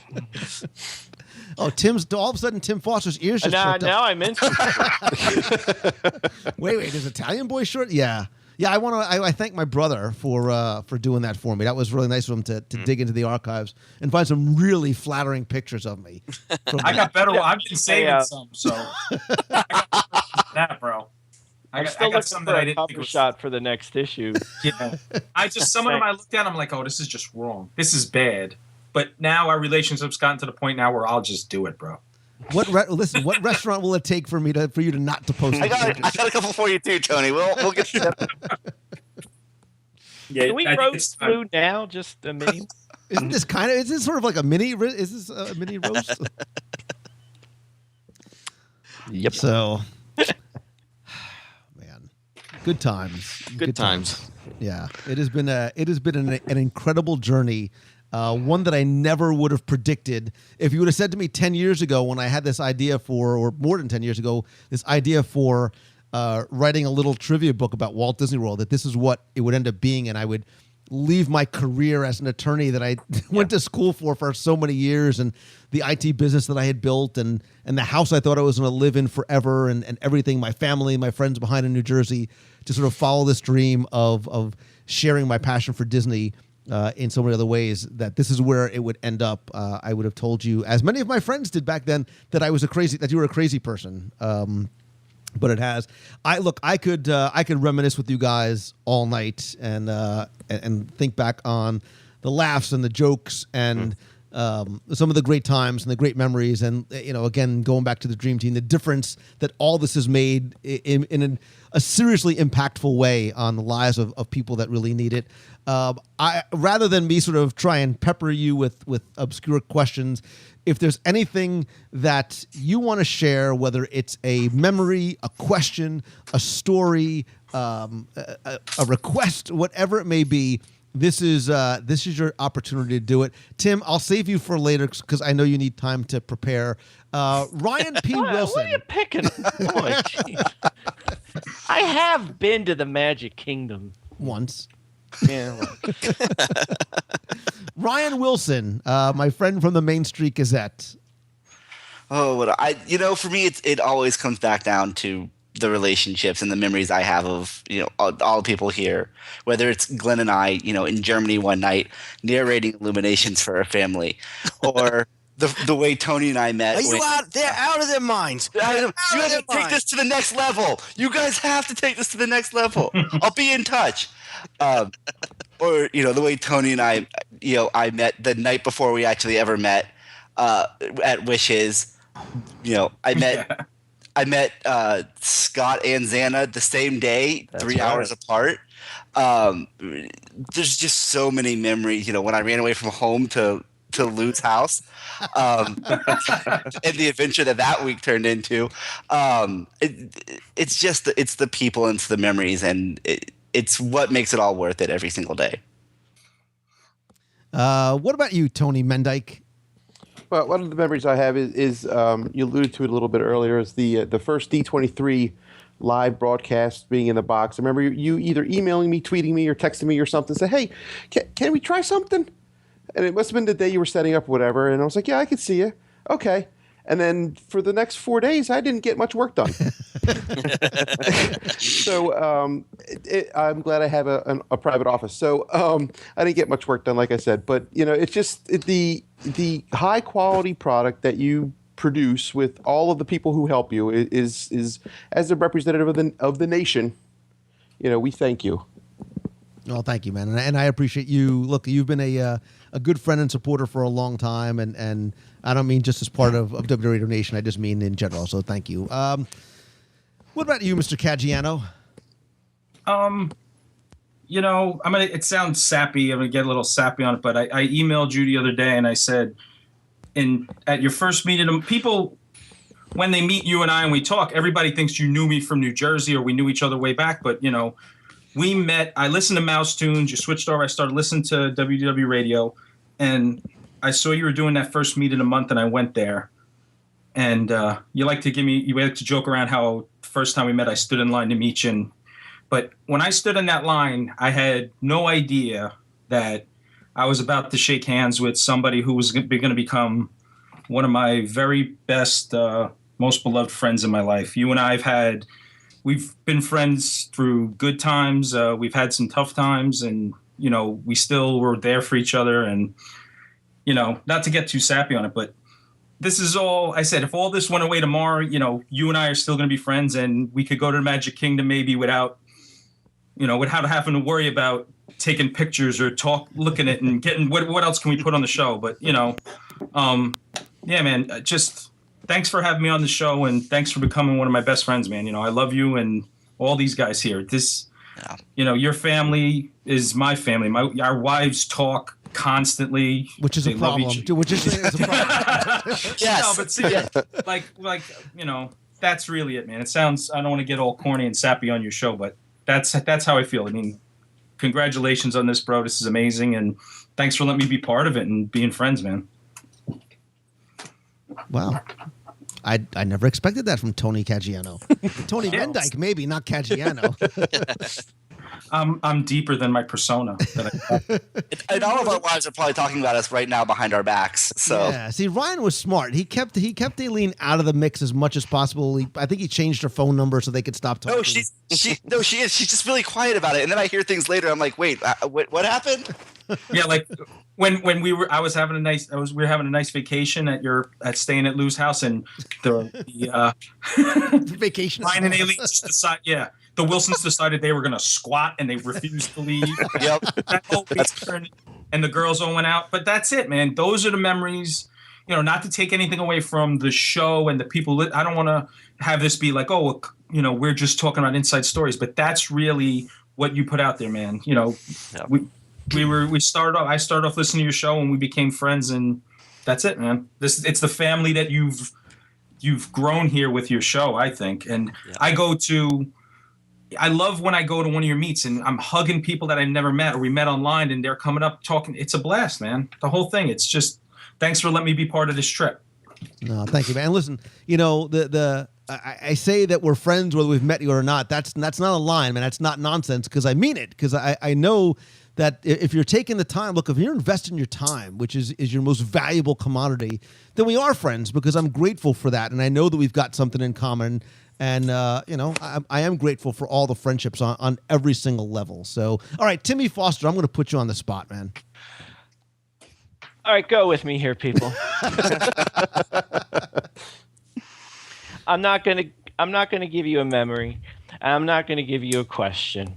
I'm going to add number 11 to top 10 things to make you cry. Oh. A very famous man once said, let me get serious with you people.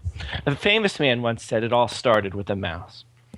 But we know it all started with Walt Disney. And in this case, on this show, we've talked a lot. Everybody's talked a lot. You especially, Lou, that it's about the audience. It's about connections and all that. But I'm going to speak not for me. You know how I feel about you. I'm going to speak on behalf of the entire WDW radio audience. You say it's about us, and it is. And it is. It's about Disney. But it is about you. And you made this happen. And I have been to a meet of the month, believe it or not, a couple of them. And I'm with you. Seeing the connections that are made and seeing how this touches people. And like I said with the Richard Sherman interview, seeing how you connect everything and you bring this all together and you make it real. This is all for you, buddy. I'm crying. I'm done.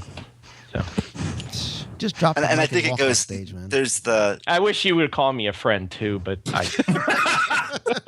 That's not that That might be crazy. a push. That might be a bit.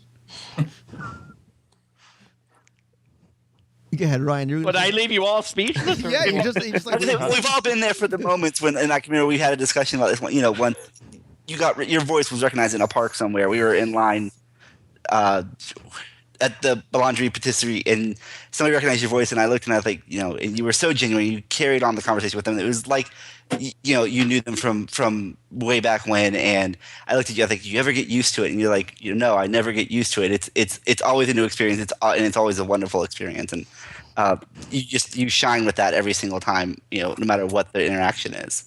I will say, though, the most frustrating thing you can ever experience in Walt Disney World is to try and walk around a park with Lou Mangello and carry a conversation and not get interrupted every 2 minutes by a guest, a cast member, Lou! And then next thing you know, there's 20 following you. And it just doesn't No, work. man, that's you know what? just Record a show and people are taking pictures of you. Walk. and, you that's- know, and I'm not kidding. That's a testament to all you. No, I know, and I know what you mean, but you know what? Interruption is the wrong word, man. That is an honor for me. It is incredibly humbling for me that somebody would, you know, take the time out of their day or out of their vacation to come to a meet of the month or to stop what they're doing and say hello and say that they like the show, man. There is nothing more rewarding on the planet than that. Yeah, but I'm trying to tell you I love you, man. No, listen. I was trying not to. I was trying not to get all sappy.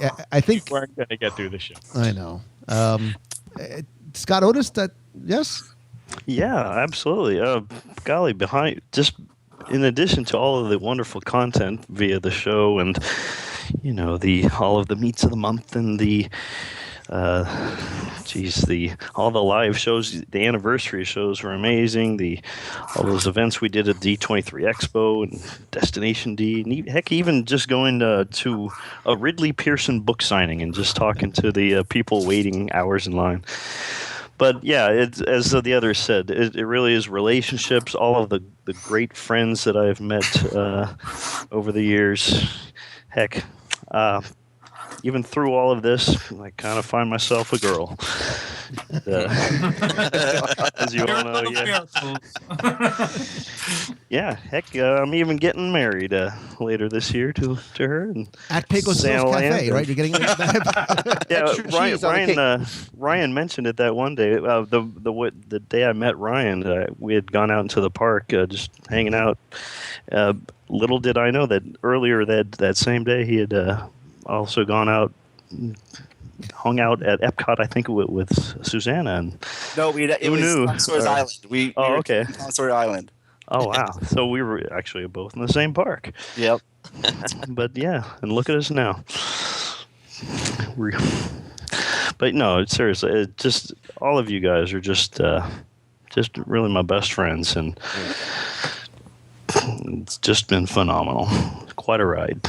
Yeah, and I think that's it. I think it's been an amazing journey and one that is not over yet. And people ask me all the time, like, well, you know, what's next? Where do you see yourself in 5 years? Where do you see? I don't know where I see myself in 6 months, and that's the thing that fuels my fire. That's what gets me exciting is thinking about what's next and what else we can do and other ways to make the experience for people even better. Look, I consider myself the most blessed, luckiest man on the planet because I say that I don't measure success in terms of dollars and cents. I measure it in terms of levels and happiness. And if that's the case, I'm the most successful guy I know. and it is because of you, not just the people who are sitting around this virtual table, but you, the listener. Like, you give me the privilege of being able to share something that I'm just simply passionate about with all of you, and you give me your time, and it, whether it's an email or a tweet or a handshake and a hug or whatever it may be, to say that I'm grateful beyond words is an understatement. Each one of you, whether I have met you or not, every listen, you have profoundly changed my life and the life of my family in ways that I never could have imagined. And I am so incredibly grateful for that. I don't say this lightly, and I don't throw this word around a lot, but when I say that I love you, the people around the table and the people who are listening, I mean, I am talking to you, the individual who is listening, that I do, because I love the gift that you have given me through my ability to do this show, and for that, I am so sincerely grateful. So I didn't mean to sort of end this thing on a down note. It's not. It's an incredibly happy note, and I hope that's what this show does. Right at the end of the day, I hope that this show simply makes you happy. If it positively impacts your life or your vacation in even the smallest of ways, then that is the greatest thing that I could ask for. So, Luke, can I tell you? Can I tell a little story for a moment? No, I'm sorry. Okay, thank you. Of course, man. I thought we were done. Yes. One of my greatest memories, and I've never shared this with you, but you were totally involved with it. We were shooting a video for the return of the Main Street Electric Parade. And while we were shooting that video, which was a great experience, we were having a blast. One of the moments was we were shooting over one of the floats, and you actually said that I have a strong affection for this parade because my father shared this parade with me, and now I get the opportunity to share this with my children. And at that moment, I saw Lou. That's what I saw that you were all about, and that's how we all feel about Disney. That's how we all feel about our friends and everything like that. So that moment was a very defining one for me, for getting to know you as a friend, and I love you and many of the people around this table. So thank you, and anyway, I just wanted to share that with you. Thank you, man. That means a lot. All of you guys mean a lot to me. You really do. Tony Caggiano, Ryan Wilson, Tim Foster, Glenn Whalen, Scott Otis, and Xana, who's here in spirit, Tony Mendyke, and Becky Mankin, and Christy Visaki, and Valerie Drew, who has been with me from the beginning and helps out so much with everything we do over at the WDW Radio running team, and the countless people whose names I wish I could mention from top to bottom who have been a part of this experience, whether it's the site, the show, the blog, the newsletter, the forums, Facebook, Twitter, events, whatever it may be. Again, the impact that you have had is profound beyond words, and know that you have made a positive difference in my life in ways that you probably don't know. And again, I am so very grateful. Thank you for 400. Here's to the future. And you, Tim Foster. That's a reference to Space Mountain. What? Here's to the future. Universe. Thank you, Ryan Wilson. You're welcome. We have a group hug, please. Yeah, man. Group hug. Oh, you know what we need too? I think we need a show 400 mini mancation reunion at Walt Disney World. Let's get like a house. Let's get a grand villa, and let's Works for me. And let's record or broadcast not the whole thing, but parts of the whole thing. Well, right now I'm going to volunteer. I'm going to pay $1,000 for Lou not to jump in a swimming pool or anything involving water. Cool. Let us make that happen, guys. Again, thank you so much for your time tonight and over the past decade of doing this. Again, I love you, and I'm pointing to you, the listener, and to you guys around the table. Thank you from the bottom of my heart. Yeah, well, I can say thank you, buddy. Lou. Thank you for everything.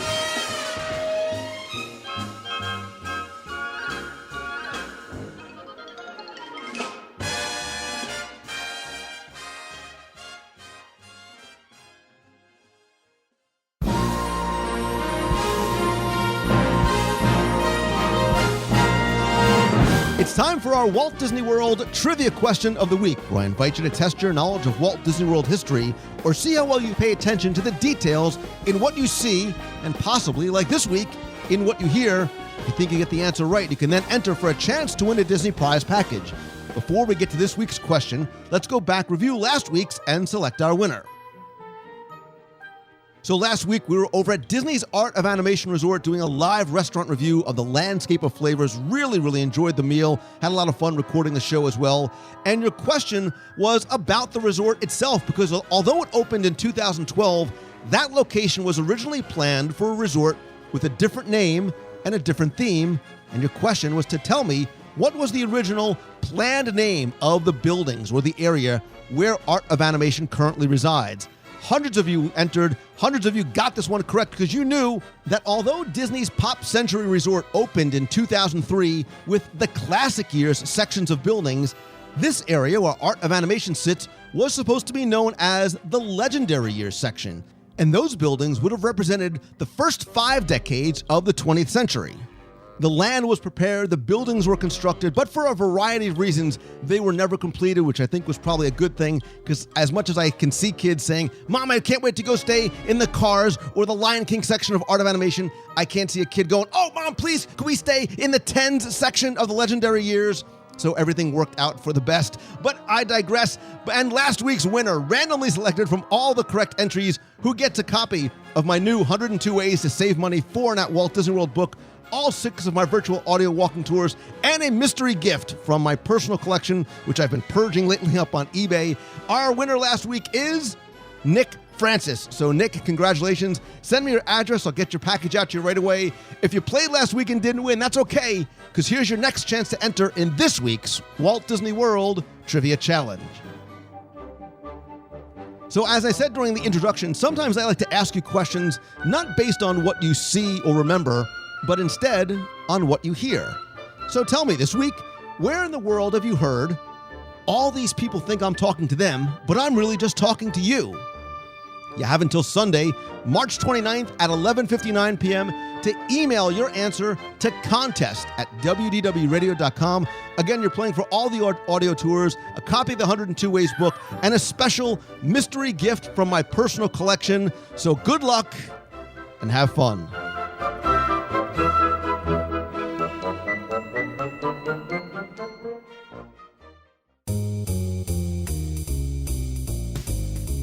That is going to do it for this week's show. Thank you so much for taking the time to tune in to this week's show. I know it was a little bit longer than usual, but we had a lot to talk about over the past 400 shows and all the newscasts and events and everything else like that. I appreciate you so very much for being part of this and sitting around the virtual table with me. As long as I'm giving thanks, quick thanks to some members of WDW Radio Nation, including William Matzner, Mike Groner, Craig Hargrove, John Murray III, Michael Knipp, Rob Plays That Game, it's probably not your last name, Daniel Parks, David McIntosh, Ben Barlow, Paul Clark, Stephen Clausen, Philip Pagnac, Robert Burke Jr., Barry Smith, Michelle Edwards, John Nell, Randy Weiss, Brennan Party, Peter Didone, and Susan Pesci. I really do appreciate you and all of your help, support, and friendship. Again, if you want to be part of WDW Radio Nation, find out all the benefits you can get from it, visit wdwradio.com/support. Also, don't forget that in addition to the podcast, which you can find and subscribe over in iTunes, you can join me every Wednesday night at 7:30 p.m. Eastern for WDW Radio Live. I do a live video broadcast and chat where we talk about this week's Walt Disney World news with you in the chat room, and then stay on. You can ask me anything for a while in the lightning round. Again, that's 7:30 p.m. Eastern over at wdwradiolive.com. You can watch on your desktop or even on your iPhone or Android device by downloading the free Ustream app. Also, visit wdwradio.com for our multiple daily blog posts. I have such a great team of incredible writers, all bringing something a little bit different to the blog. There's also videos on our YouTube channel, a free newsletter, free mobile app, and lots more. You know, like I said, that this show is by, for, and about you, and I love hearing from you. So if you have a question you want answered on the air during one of our listener email segments, you can email me, lou@wdwradio.com, or call the voicemail, 407-900-9391, and be heard on the air. You can also follow me on Twitter. I'm @Lou Mongello, Facebook.com/Lou Mongello, Instagram and Pinterest /Lou Mongello. And you can also like the WDW Radio page over at facebook.com/WDW Radio. Also, you might not know there's a very easy, free way to get new WDW Radio podcasts and blog posts delivered right to your inbox. Just click on the subscribe button in the footer over at WDWRadio.com, and they will be delivered to you free as they happen. Again, look for the subscribe link at the bottom of WDWRadio.com. Of course, as much as I love connecting with you online and engaging and having conversation there, I think that nothing beats a handshake and a hug. So if you visit the events page at WDWRadio.com, you'll find out more information about upcoming meets of the month, like our next, which is Saturday, April 25th, our pre-Avengers Age of Ultron shawarma meet over at the Tangerine Cafe in Morocco and Epcot, as well as other events on the road and around the country, including our cruise to Alaska this June, our 9th anniversary Star Wars cruise on the Disney Fantasy next February. And to find out other conferences that I'll be speaking at, you can visit LouMongello.com and my speaking page there. Also, maybe you find out how I can help you build your brand and your business or start your own podcast and find a way to do what you love full time, or come and speak to your business, your conference, or your school. Again, just go and visit LouMongello.com. Thanks, as always. These past 400 shows and so many of the great events and things that we've done could not have happened without the help and the support of our friends over at mousefantravel.com. And it's who I use whether I'm going to World, Land, Cruise, Aulani, Adventures by Disney, or anywhere on the planet. They give you an incredible level of personal service, all at no additional cost to you. Check them out over at mousefantravel.com. And of course, little Timmy Foster is over at celebrationspress.com, where you can subscribe and order back issues to Celebrations magazine. And as always, my friends, and you are my friends, whether we have met yet or not, Show 400 would not have happened without you giving me your time and taking the time to listen. And if you like the show, please continue to help spread the word. Tell your friends, tweet out that you're listening. Go comment and like and share over on Facebook. That's really helpful. More importantly, please go to iTunes, rate and review the show there. I want to thank Stubblefield, Bruce MW, Always Learning 2, and Chris W2323 for their recent ratings and reviews of the show. If you go to wdwradio.com/iTunes, you'll get instructions and a link to iTunes where you can rate and review the show there. And finally, and most importantly, I don't know how to express my sincerest thanks to you. And I'm speaking individually to you, because without you, WDW Radio wouldn't be here. I would not have the blessing and the privilege of being able to share my passion for Disney with you. And I honestly want you to find that thing that you love and be able to do it every day and wake up every day the same way I do, excited about what the day is going to bring and the work and the task and the fun and the adventure that is ahead. Remember to always keep moving forward and focus on what matters. Stay positive, and if I can help you in any way, please let me know. It's the least I can do to say thank you. I hope you have a ridiculously amazing week this week. Thank you again for everything that you've done. See ya.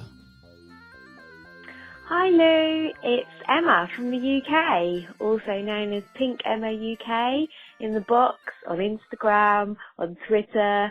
I just wanted to say well done on reaching number 400 episodes of WDW Radio. Congrats! I have been an avid listener and friend for many years. I actually went out and bought my first iPod just so that I could download and listen to your show. So that's a bit of history for you. I love the top tens with Tim.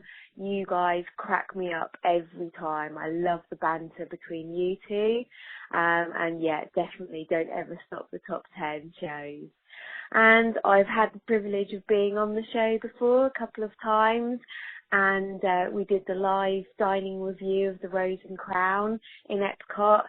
I've had so many comments back from that show. So many people have tried the Scotch egg and the snake bite, all because of our fun review. So that was an awesome night. So keep going with the positivity.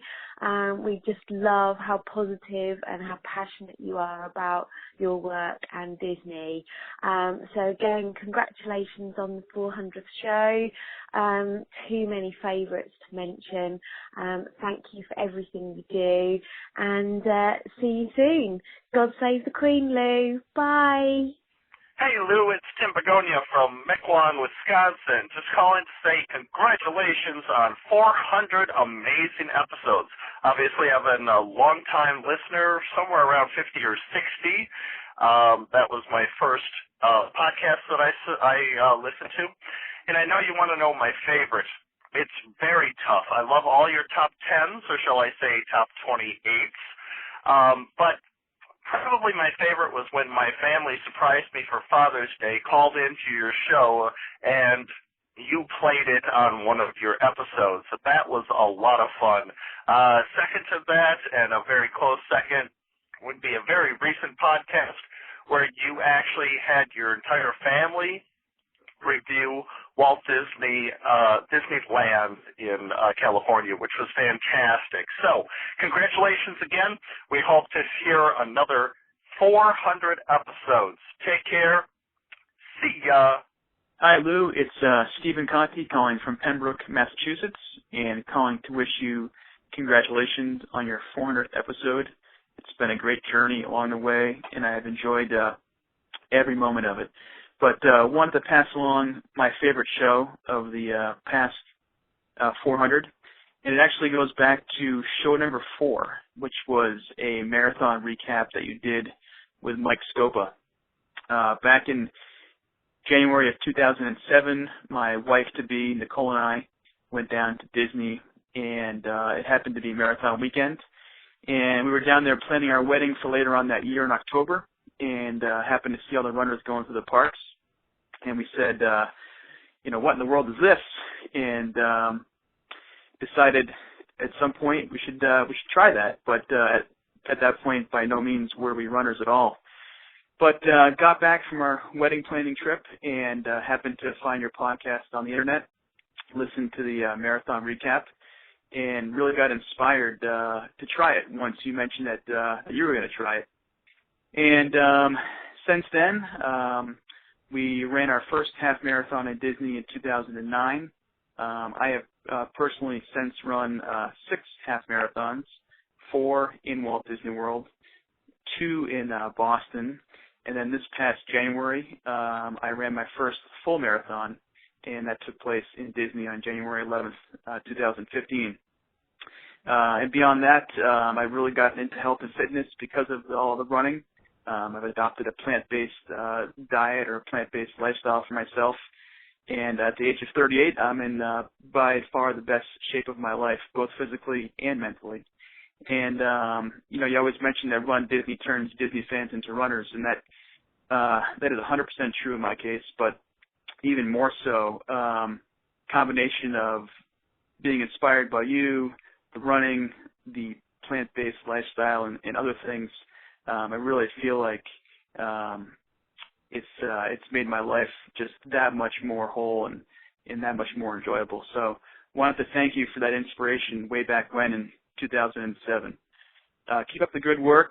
We love everything that you do, and I wish you nothing but the best and hopefully at least 400 more episodes. Take care, buddy. Bye. Hey, Lou, it's Jim Orhosky, a.k.a. Disney 05. Just wanted to say congratulations on show number 400. Looking forward to many, many more years of Walt Disney World Radio. You always thank us, but you're the keystone to this great community. And for those of us who can't get to Walt Disney World very often, you help fill that void. So I look forward each week to the podcast. It's a great community, and I'm happy to be just one of the many members of the Walt Disney World Radio Box family. So thank you, Lou, and hoping this is the year I get to finally get that handshake and a hug. Talk to you soon. Hi, Lou. This is Beatrice Feeney. Congratulations on 400 episodes. I'm so thankful for that day in December 2005 when I met you and started following your work.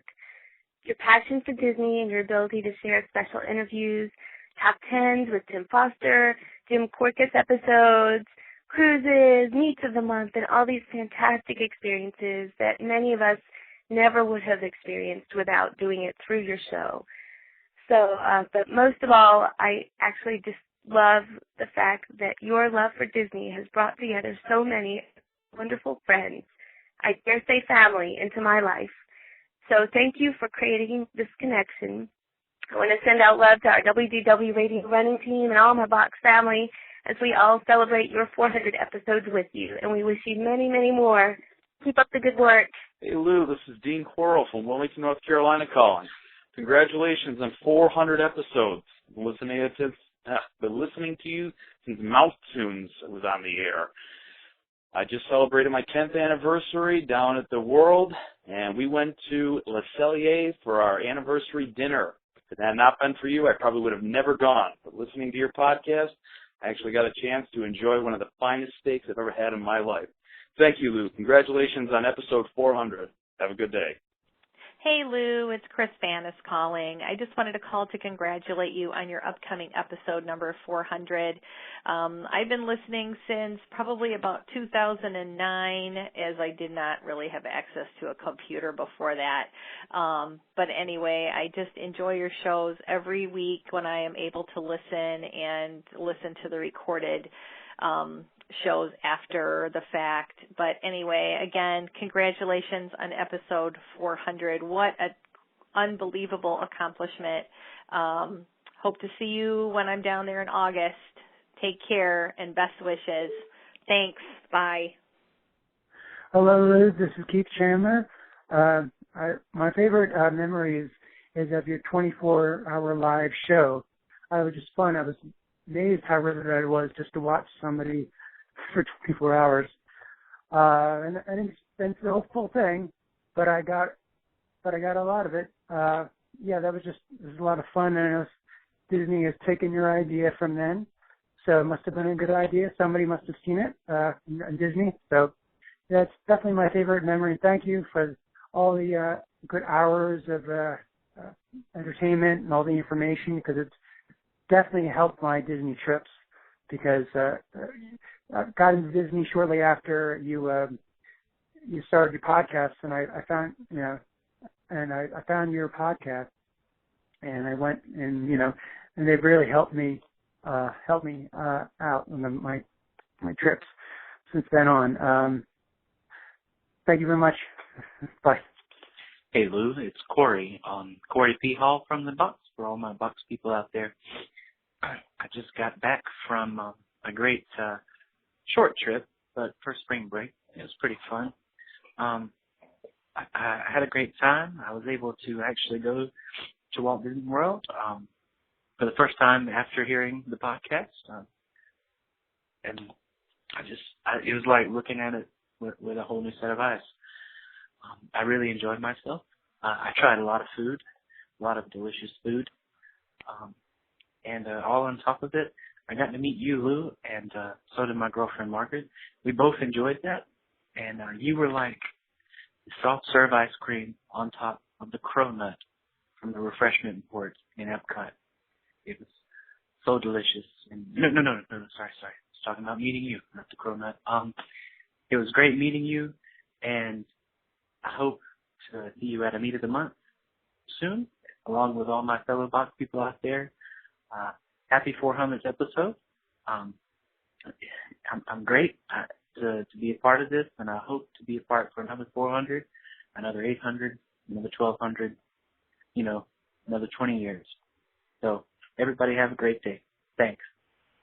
Hey, Lou, this is Craig Hargrove down in Austin, Texas, and I just wanted to give you a call and wish you congratulations on your 400th podcast this upcoming week.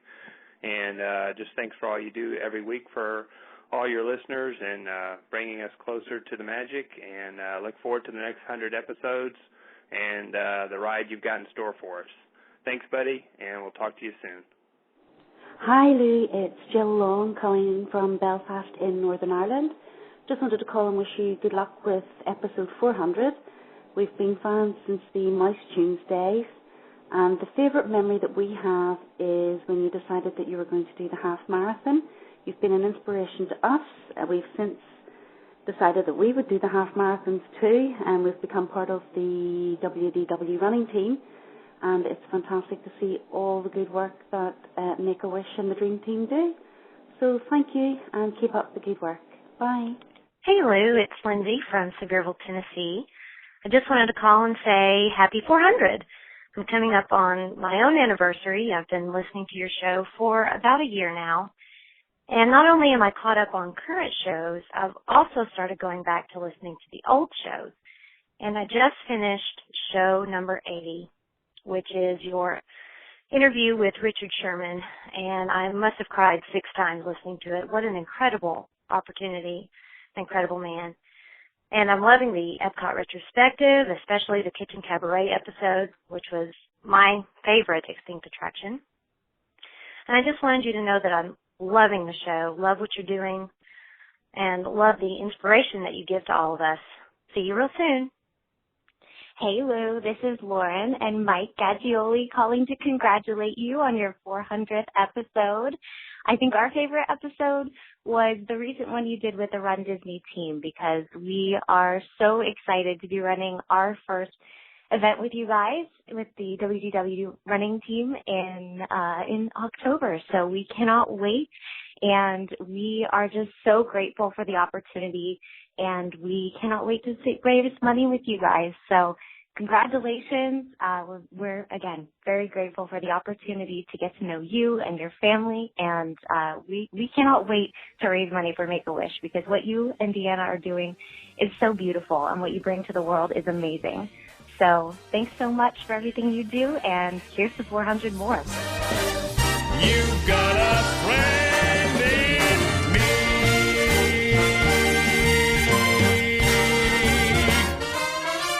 Yeah.